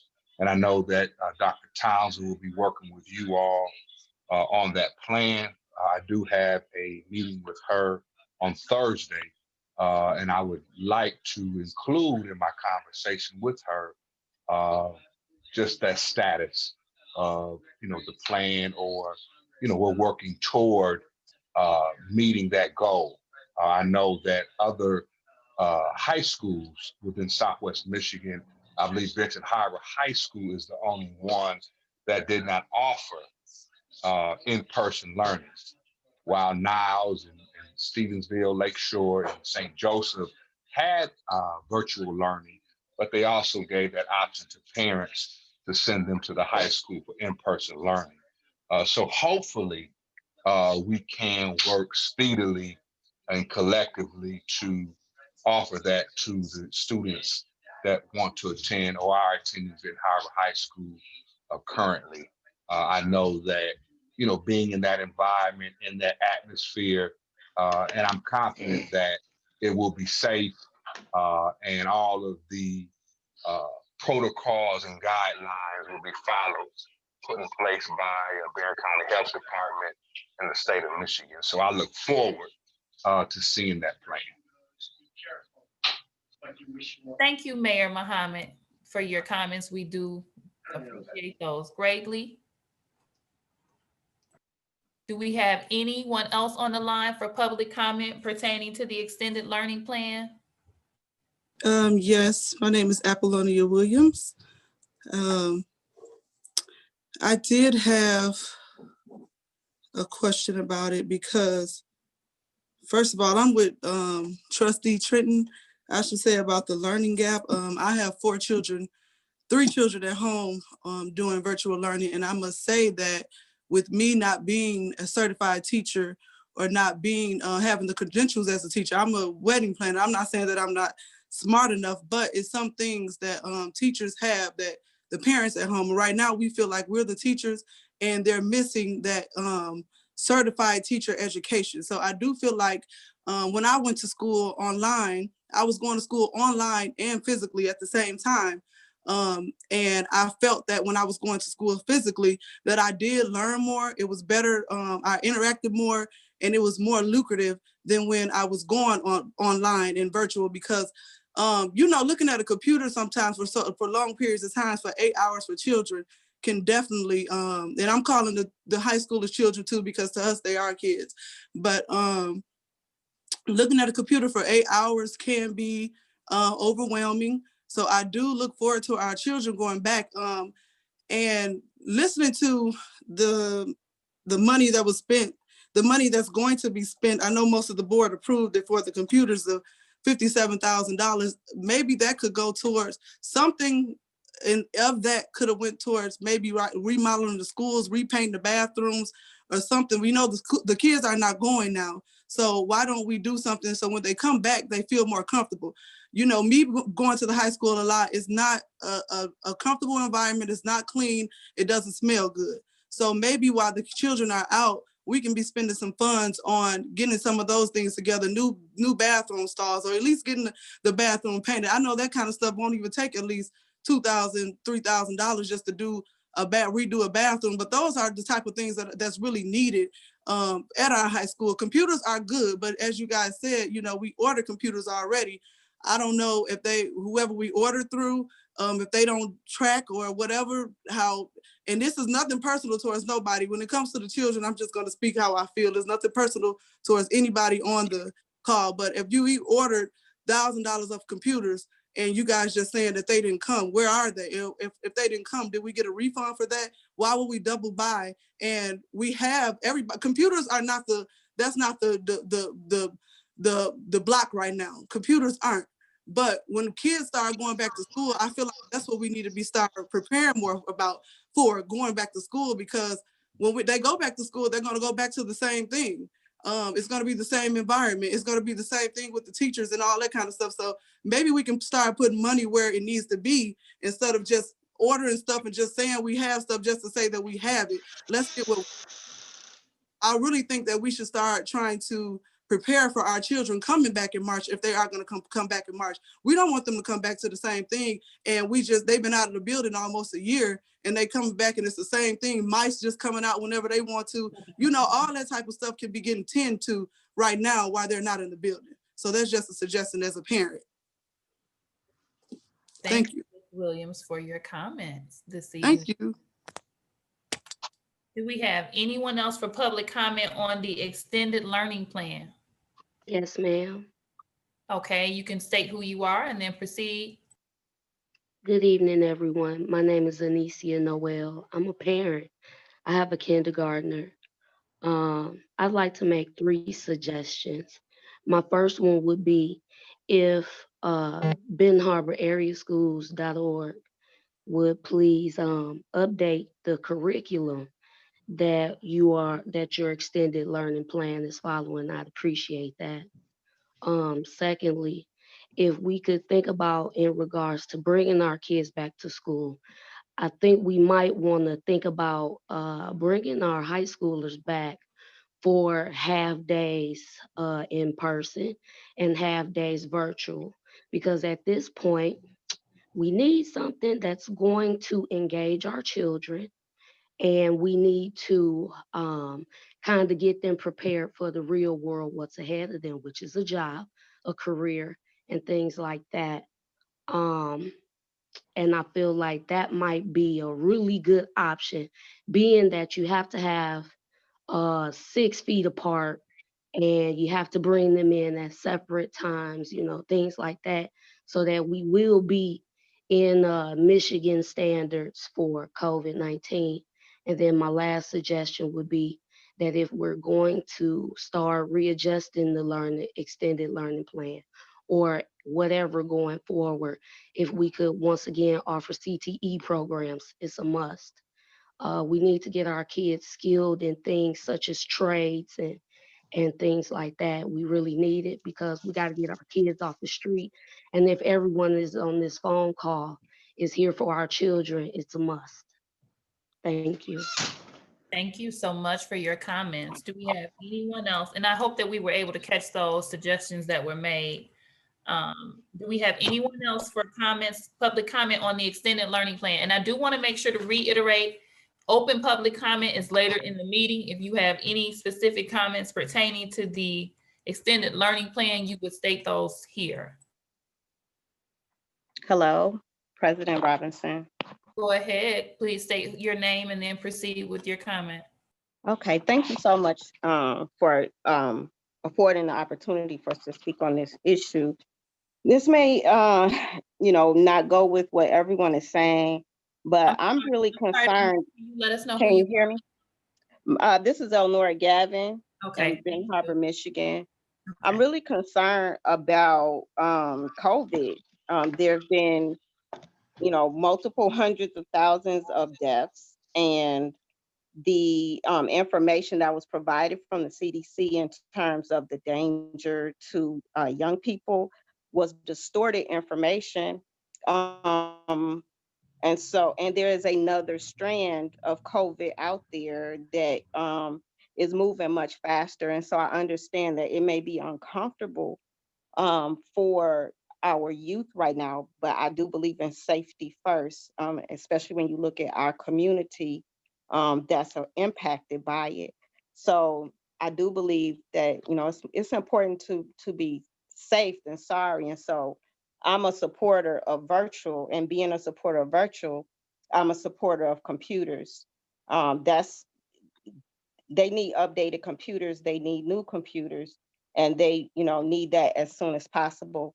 I am concerned about what happened with the other computers and praying that there's some way to provide, information on a refund or, whatever happened with that. It's good to provide that information to the board, but I do think that right now, supporting virtual and making sure that, you have all of the information.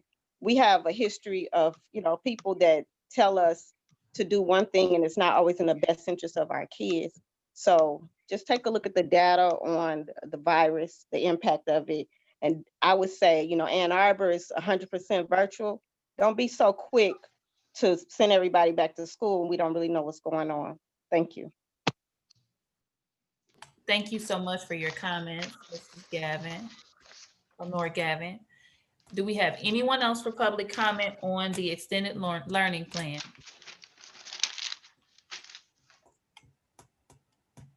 All right, hearing none, I think Dr. Shelton, you have some more information to report. And I do want to notate, we are going a little bit different than what our agenda is. So we want to ensure that our agenda moving forward is actually the order that we're going to be moving in this particular section. Hey, I'm happy to take a recommendation. It's all under the same law, so I'm not sure how you would want to do that.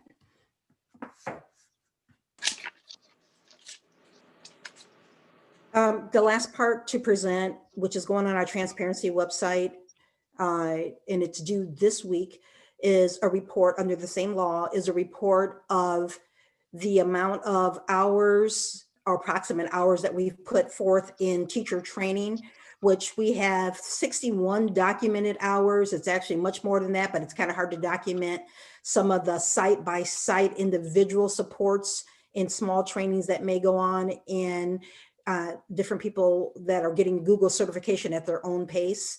And the second part of the law also asks, you can scroll down.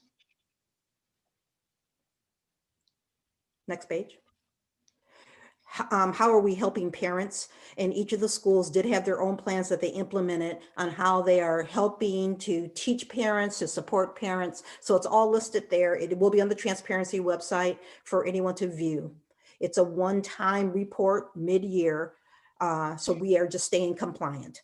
I wanted to make sure that the board had a chance to see that before, as we put that on the web, so you are aware of what's on the transparency website and one of the recommendations according to Public Act 149. That's it.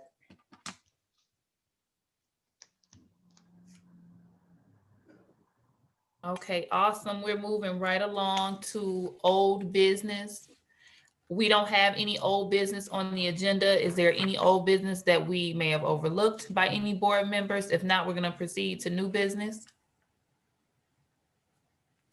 Moving along to new business. Does anyone have anything to add for new business?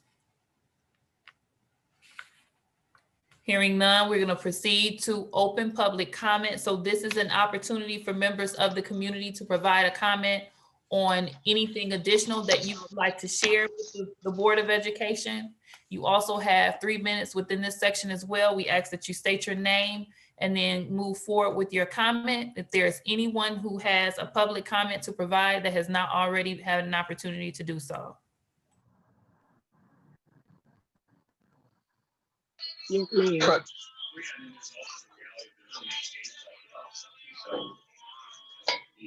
President Robinson? Yes, sir.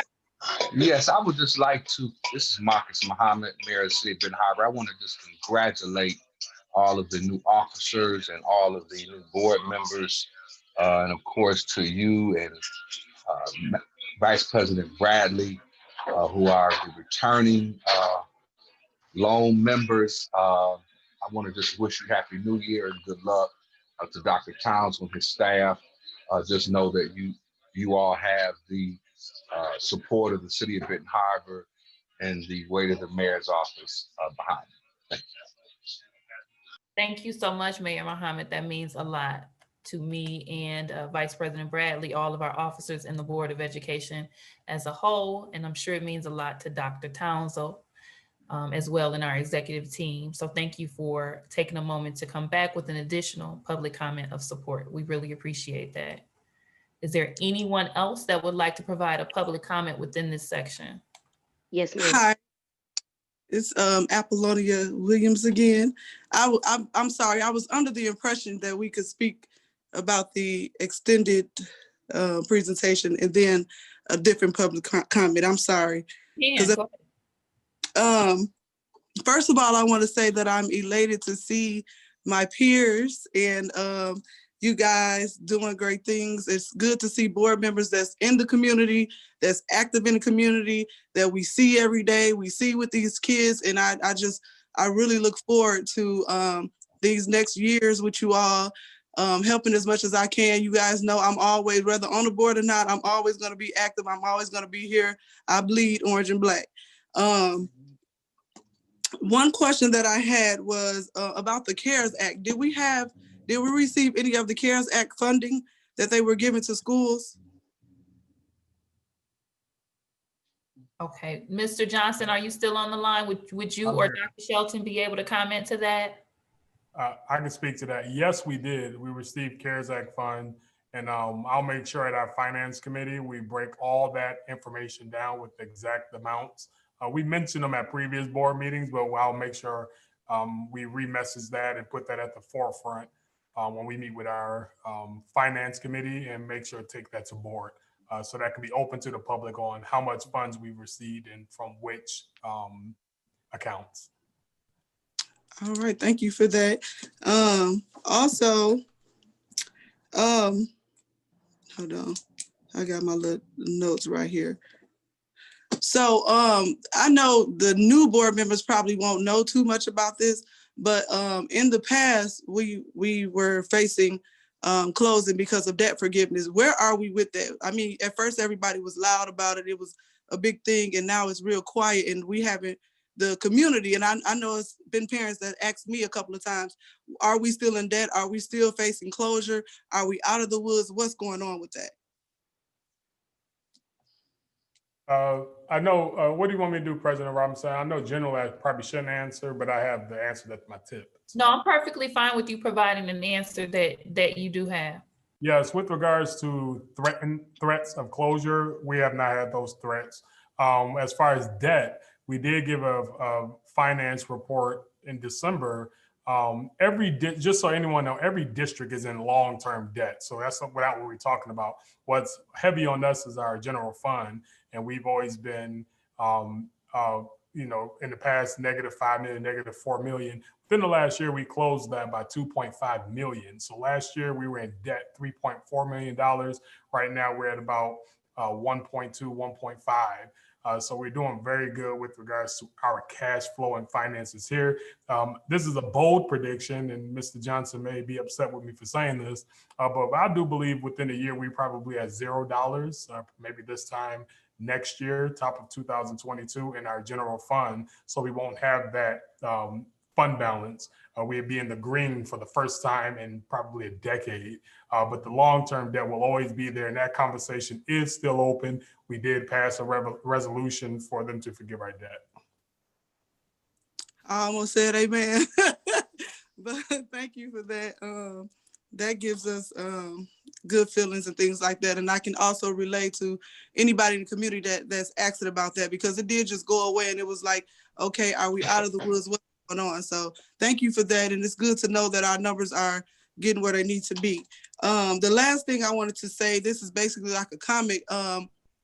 With all the recent violence that's going on, we see a lot of our recent Ben Harbor graduates that's just shooting each other and everything. With Malachi, Malachi was a real active student, and that kind of hit home with a lot of parents and things like that when that happened, because he was not that type of child. But sometimes when these kids graduate, they don't have anything else to look forward to. They don't have any other programs. Like right now in our community, youth is like the only program that you have when you graduate. So I just wanted to put it in the ears of the board and whoever, the staff or anybody else who can have anything to do with any type of programming.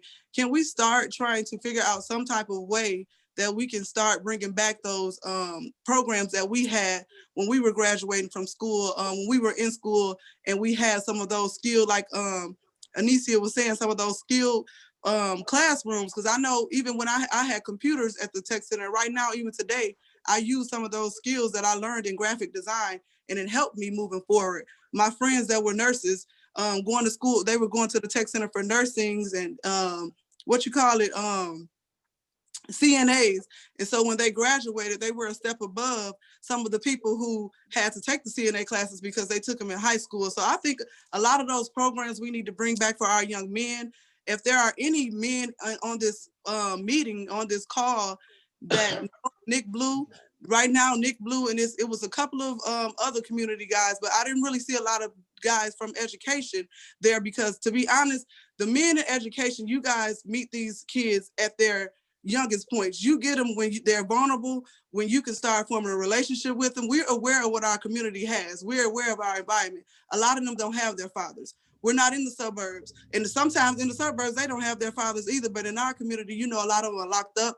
They're probably shot, or they probably just not even dealing with the child. So when these kids get in high school, these teachers, these men, you guys are like their first fathers sometimes. So I think that it's very necessary for you guys to get involved in this, whatever. I don't know what Nick is calling it or anything, but I know he's asking men of the community to come together so we can start doing something. We don't want to keep having meetings and keep talking about it. We want to start getting physically and walking these streets and maybe somehow getting these guns off the streets from these young men. And a lot of the reason why I'm bringing it up at a Board of Education meeting, because a lot of the men now, the young men that are getting killed now, they just graduated and they were actively in school and football players and, on teams and stuff like that. And we just got to find a way to get in there and get to these young men and teach them problem solving and things like that, because it's not there.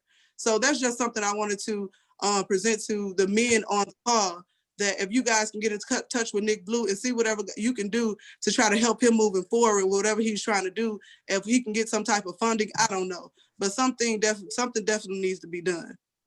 Thank you. Thank you so much for your comments with Ms. William. And I want to remind the community that our comments are 3 minutes.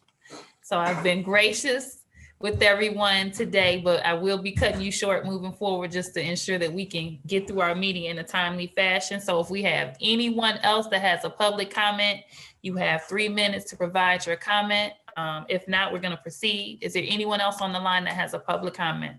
Yes, Madam President. My name is Sharon James. And proceed, go ahead.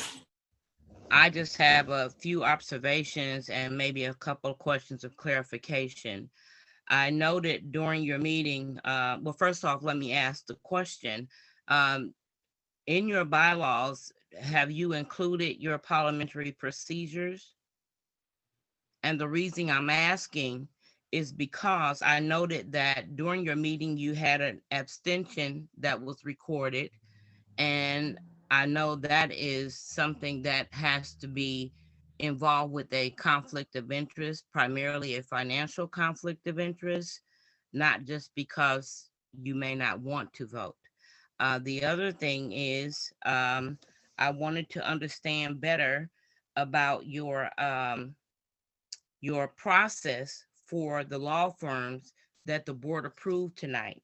I mean, do you advertise? Do you have an evaluation criteria when you are bringing them back annually, year after year, and continuing to adopt or bring them on or accept them on as a law firm? I noticed that 2 of those companies, maybe because Troon, I'm not sure where they exactly are. They may be a little upstate, but 2 of them are in Grand Rapids, and I'm wondering, do we do any local within our region, our area around here, for any law firms that may be assistance to the district?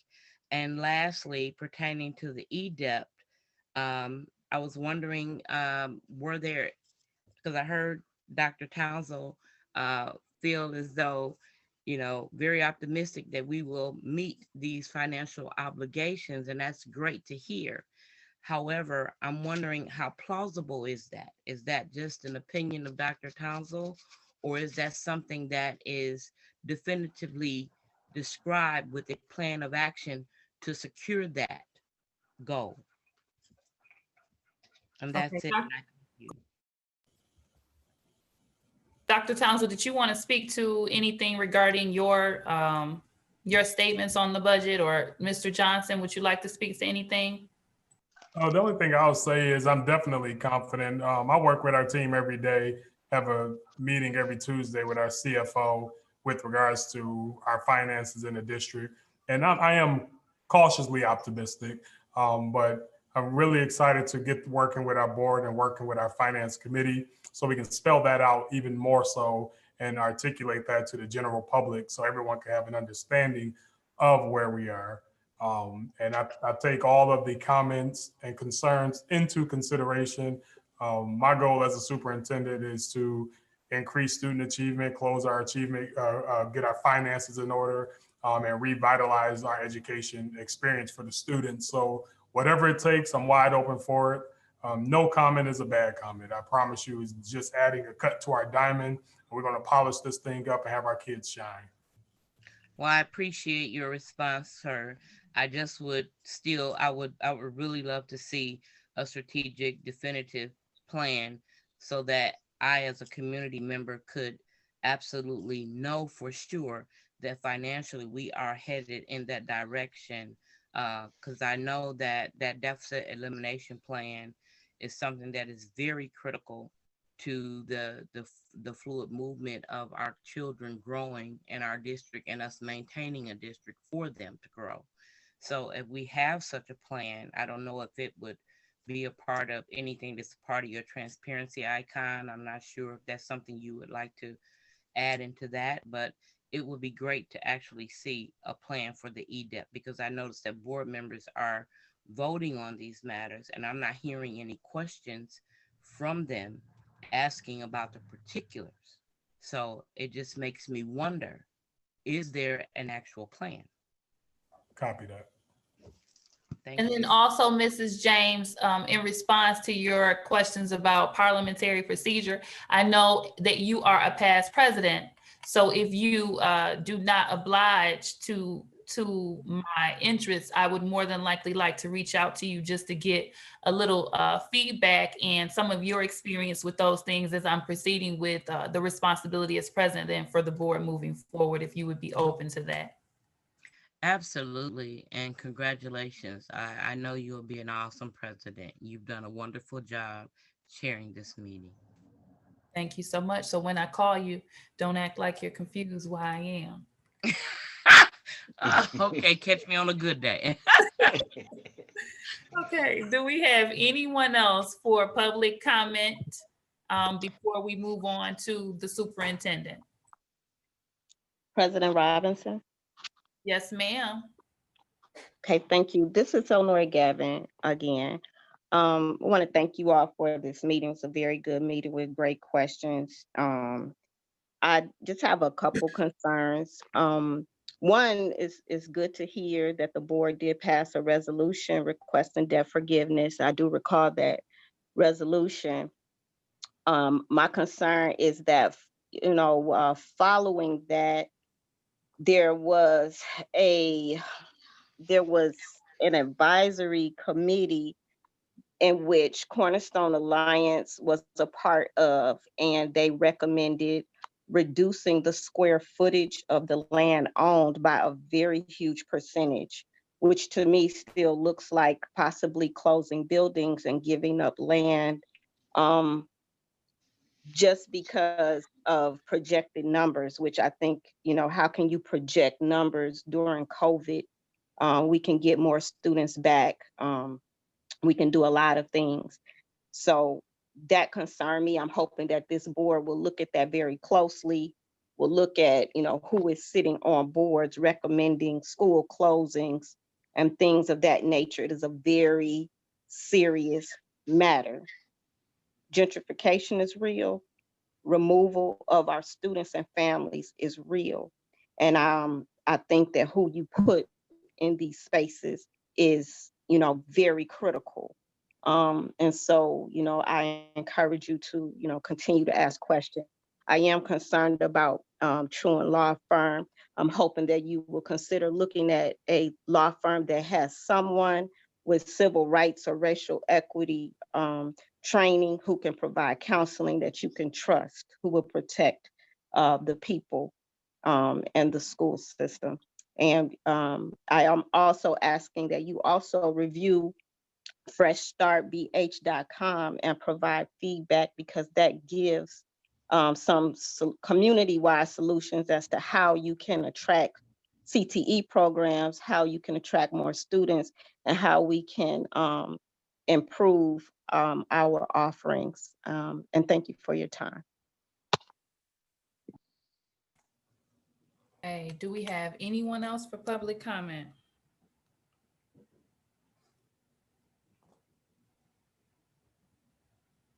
Okay, hearing none, we're going to proceed with Superintendent Townsend. Good afternoon or good evening, everyone, and thank you for staying the course for the first board meeting of 2021. First of all, I want to say Happy New Year to everyone and officially welcome our new trustees to the Benton Harbor Area School Board. Very excited to work with these group of individuals who believe in the district and believe in the community, and I believe in them. So I'm so excited. I look forward to a productive relationship that will allow us all to work together and make Benton Harbor a top education system, not only in Southwest Michigan, but in the state. For the community members, if you want to get in contact with your trustee, their email is very simple. It's trustee dot whatever their last name is at BHAS.org. So nice and accessible for anyone who wants to reach out to a trustee. I would like to acknowledge Ms. Gwendolyn Stafford for recognition as the 11th Annual Teacher of the Year via our Honor Credit Union. Ms. Stafford is one of 70 teachers across the state that receive recognition for their hard work. The competition was very challenging, and there were over 700 applications received. So a huge, huge shout out to Ms. Stafford. I want to provide a brief update on where we are with regards to home visits. I do remember prior to the close of 2020 school calendar year, there were questions about Concentric Education Solution, which is our home visit company that's visiting students' homes. Just a brief update. Concentric Education Solutions are in the process of conducting their third cohort of home visits for students who need Tier 3 intensive support this week. Our student support team incorporated a wide array of student data to identify early warning indicators and implement the necessary tiers of intervention. To date, we have completed 257 home visits. And out of all of those home visits, we met with the parent, guardian, a family member, or the student. And shout out to this organization that's really helping us identify some of our most neediest students. What we did find that the number one issue with regards to our young people who are showing up as most truant is with concerning the management of online learning. I would love to get our young people back in person as soon as possible, but as safe as possible. So we will continue to work hard towards that. Last, I want to thank our Barry and Risa. They've donated over 3,000 face masks for our students for when we come back in person and moving on into the future, a nice little inventory to get us started going into closing out the 2020-21 academic year and going into the 21-22 academic year. I'm very excited to serve as a superintendent of Benton Harbor area schools. Right now, I'm living a dream. I'm willing to do whatever it takes to meet the goals of our district, the goals of the community, and the ultimate futures of our students. Thank you so much for the opportunity to serve. And I turn it back over to you, President Robinson.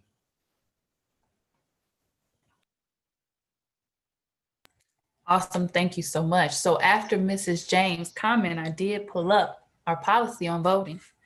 And it does specifically note, unless specifically authorized, and this is just me inserting this, unless specifically authorized by Michigan conflict of interest laws, any board member's decision to abstain shall be recorded and be deemed to acquiesce in the action taken by the majority.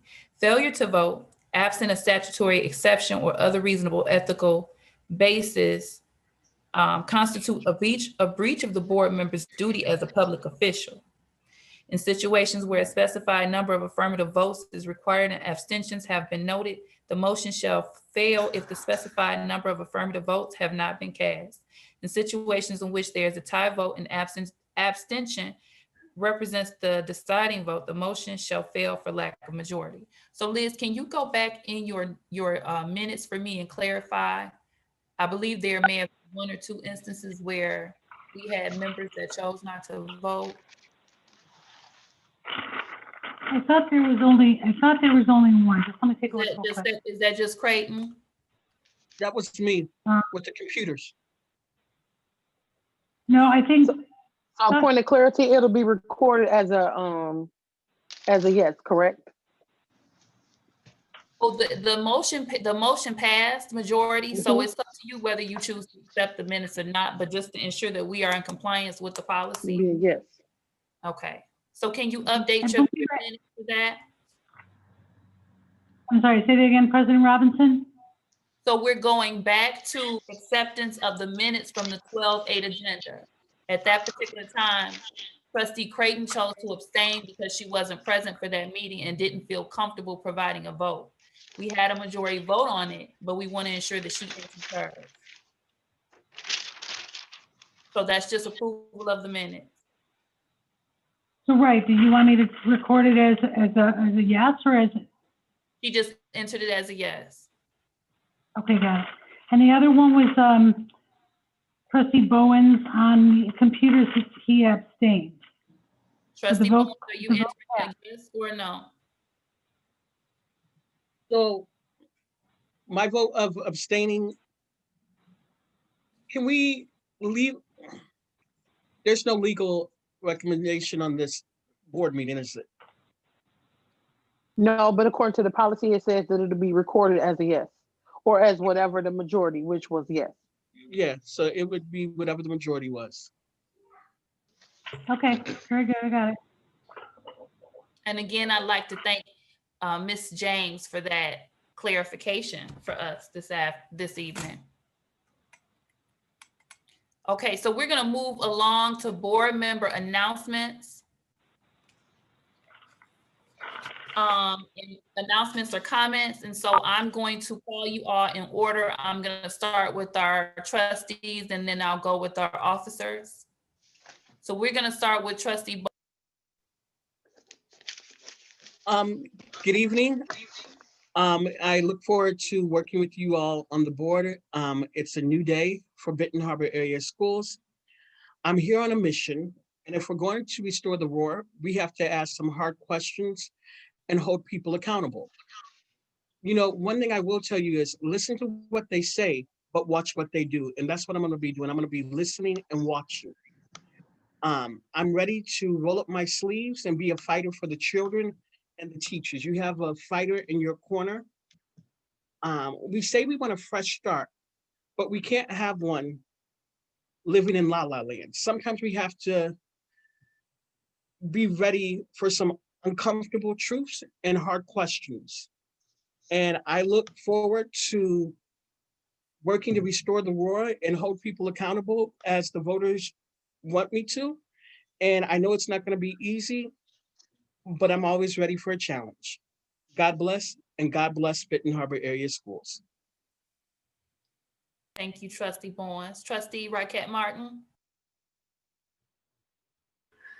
Yes, I've learned many things tonight, and I am here too as a partner to partner with Benton Harbor area schools and to further the work that they're doing in our school district. I believe we have a good board, and I believe we have a board that is concerned and willing to work for our children. And that's my focus also, to work for the students of Benton Harbor area schools and to rebuild our school district in terms of attendance and in terms of course offerings for children, in terms of them having the activities. I heard one parent say, I think it was Avalonia, where they would have something to look forward to upon graduation. Our kids can be successful, and I know they will be successful. And so I am here to roll up my sleeves and go to work too. So I've enjoyed working, listening to everything and learning, and getting the procedures down pat. I've been to many board members meetings of even presented, but I've never been on the board. And so this is a new experience for me. But I'm open to learn, you know, and I'm open to hear what you have to say. And I weigh it out in my mind, and I'm thinking, and you know, and I'm putting it together so that we all can benefit, and especially our children, because they're our number one priority. So I'm thankful for the parents that I've heard speak, because I too am concerned about COVID. And I even heard on the news today, over 5,000 and something kids are in the hospital with COVID. So it's beginning to affect our children even more and more. So we do have to be careful. But, you know, when the time is right, we will go back into our buildings and our kids will be successful, and they will be viable citizens in our community. So yeah, thanks again for the opportunity to serve my community. Trustee Raquette Martin. Treasurer Creighton. I would just like to first thank everyone for bearing with us with this long meeting. I am so honored to sit on this board. I've held several positions in education, but I have to be honest that this is this gives me the best feeling. I am honored to be a voice for our parents, for our alumni. Um, I attended Benton Harbor Area Schools K-12. I am very proud of that. You will see me wearing my orange and black because that's just what we do. And I challenge you all to jump on board with that for our meetings. It's a great way for us to show unity and Tiger support. I am looking forward to joining the HR committee and some other committees as we continue to do the work of our students and our families in this district in order to make our district a world-class community and district, as Dr. Townsend has stated. I'm looking forward to working with Dr. Townsend and his team and also the entire board so that we can do the work that's in front of us. I think it's one thing to talk about it, but it's another to be about it. You know, our children are dying in this community at an alarming rate. And so I do believe that the school, whether we're in person or virtual, that there are social and emotional supports that we must give our students, as some of the parents stated. And so I'm just looking forward to doing the work of this community so that our students can continue to go across the country and be world-class citizens. Thank you. Thank you, Trustee Craig. Next, we'd like to take comment from Secretary Triplett. Good evening, everyone. First of all, I would like to take this opportunity to congratulate our board president. I'm so very proud of you, and I know you will do an amazing job. You were raised in this thing, and you understand what this thing is about. I think one of the most important things that we need to be able to embrace is that in all of our getting, we must get an understanding. There's an alarm at the gate as it relates to our children. For years, I've heard emphasis on finance, the money closing, and lean everywhere to no avail as it relates to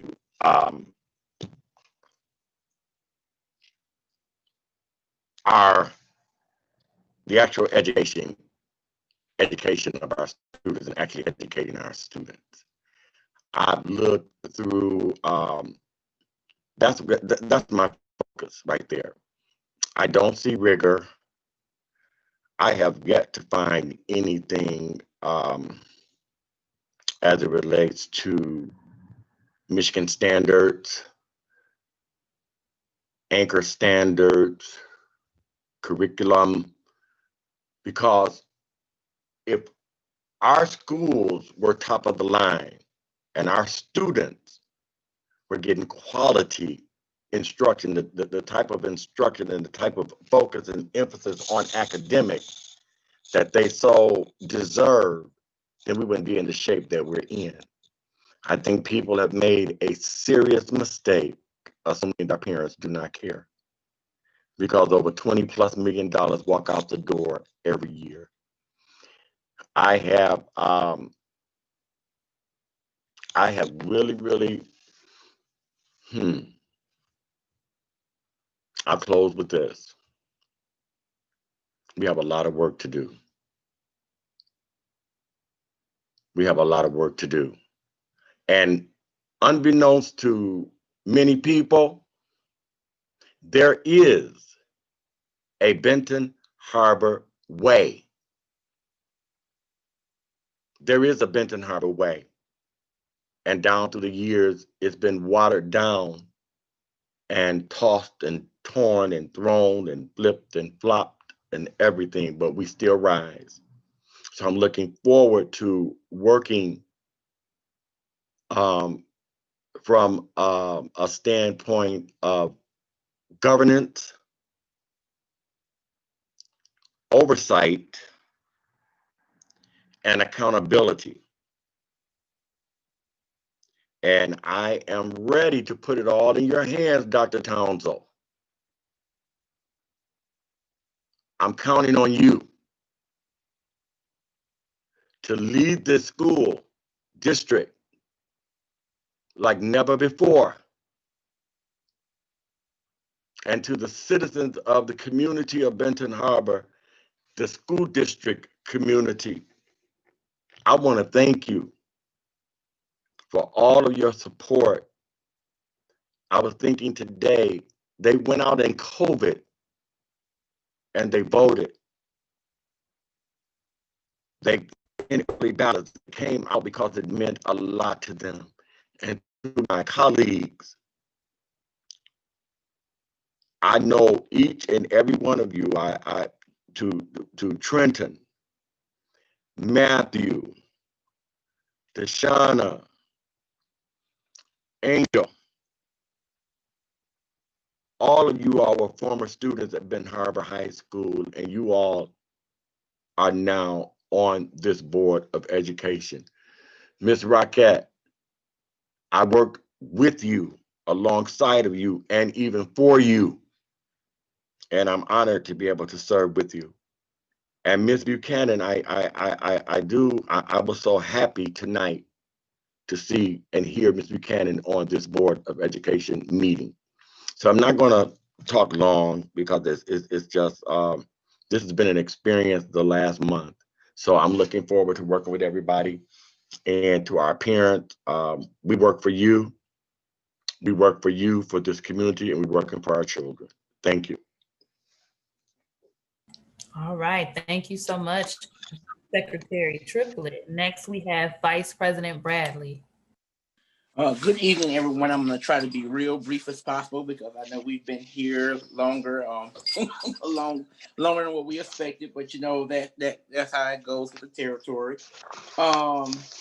First thing I want to say is I want to thank everyone on the board for electing me as vice president. It's a great honor. I'll say that because we're doing a lot for our district. And I want to thank the mayor for his comments, and I want to thank the community that we go out every day, and whether we hear it virtually or we see you in person, it's nothing like, people always say something about, well, I don't like living in a small town. Well, after being across the country, there's no place like Benton Harbor. I'm telling you, you can go to Meyer and you can run into your friends, frenemies, associates. And it's always good to see a familiar smile, to hear a laugh from somebody, or to just hear a concern from somebody. So I want to thank everyone for that. Also, I know Liz has been plugging your ways as well, the Winter Institute. I attended last year in Lansing, so make sure you all go get some training. It's always good to be, up to date on what's going on in MASB, even though it's virtual and you get to meet other school board members from across the state. Also, to my new board members, thank you for stepping up to serve. I know it's a big commitment, when I first signed up to do it, and it's more than just sitting on the sidelines and commenting online and saying, oh yeah, I need to do this, and when you sign up, you're like, oh, okay, what did I sign up for? But then as you get more into it, it's a lot. And I always go by this motto. I always go by this quote that I heard last year, and it had popped up in my memories online. Where there's no vision, people stop caring. So we had a vision to execute, and hopefully we're going to get that into fruition after we sit down. Let me see, one more thing. Oh, I was on a conference call today with Don Watuba and from MASB, and they were discussing the COVID and the return to school plan that's going to be going on March 1st. The state will be offering a 15-minute rapid test I saw Liz in there too, because I see her agreeing, but they will be offering a 15-minute rapid test. And they said testing is not a requirement for schools to open. Right now, school board members are not eligible for the vaccine unless they are in one of those risk categories, being over 65 or working in the healthcare field. Let me see. They said teachers are the top priority though for with the vaccine. So that's just the main takeaways from that. Talking about making sure the desks are 6 feet apart. It's not possible. Try to find larger areas to hold class and densify classrooms. And what else? That is it. And thank y'all. Have a good evening. Awesome. So for final comments, I just want to begin by thanking our board for so graciously nominating and supporting me for the position of president. I want to thank my former advisor, Secretary Triplett, for having the faith in me in this particular position to refuse his nomination for president. It means more to me than you all realize that our board collectively has faith in me to be able to serve as our president moving forward. And I assure each of you that I will do this to the best of my ability. It is my priority to ensure that we are proceeding in order as best we can regarding our policies and the laws that guide the actions that we take. And I just want to ensure the Benton Harbor community that we are all collectively committed to the best interests of the Benton Harbor Area School District. And I thank each of the citizens of Benton Harbor and the other surrounding municipalities of Benton Harbor Area Schools for voting for each of us to continue this journey. I just want to ensure that everyone knows that moving forward, we are one board, one district, one roar. And for those that may have counted us out, I want you to know that the Tigers have risen from the dust and we will be achieving excellence moving forward. So those are my only comments for tonight. The next item on our agenda is adjournment. And so I would like to call for a motion to end this nearly 4-hour meeting that everyone has been so patient to sit through. Do we have a motion? Motion. Okay, so we have a motion. Trustee I would like to make a motion. Okay, and the Treasurer Clayton is seconding that motion. Liz, can you please? Actually, I was going to second. I was going to make a motion. Go ahead, Creighton. Oh, you tricking me. It was a joke. Go ahead. Oh, Robinson, okay. who made the I was going to say I motion? was making a motion to extend. What was that, Liz? Robinson, who made the motion to adjourn, please? Vice President Bradley made the motion and Treasurer Creighton seconded. Got it. Thank you. President Robinson. Yes, sir. I mean, tonight we had 2 meetings. Yes. We did 2 meetings tonight, and one I think we did exceptionally well with a brand new board. So I think you did a great job in managing both of the meetings. We did an organizational meeting, and then we did a regular school board meeting tonight. And I think we did a great job. You and to Dr. Townsend, you all did a great job. Thank you. Thank you so much. Thank you so much. Liz, can you call the vote for us for adjournment? Thank you.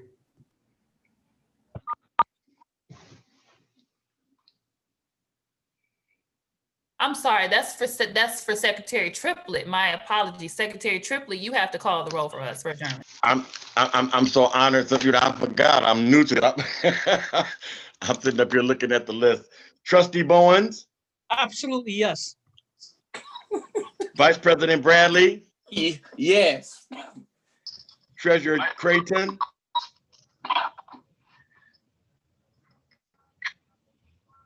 Treasurer Creighton. Yes. President Robinson. Yes, absolutely.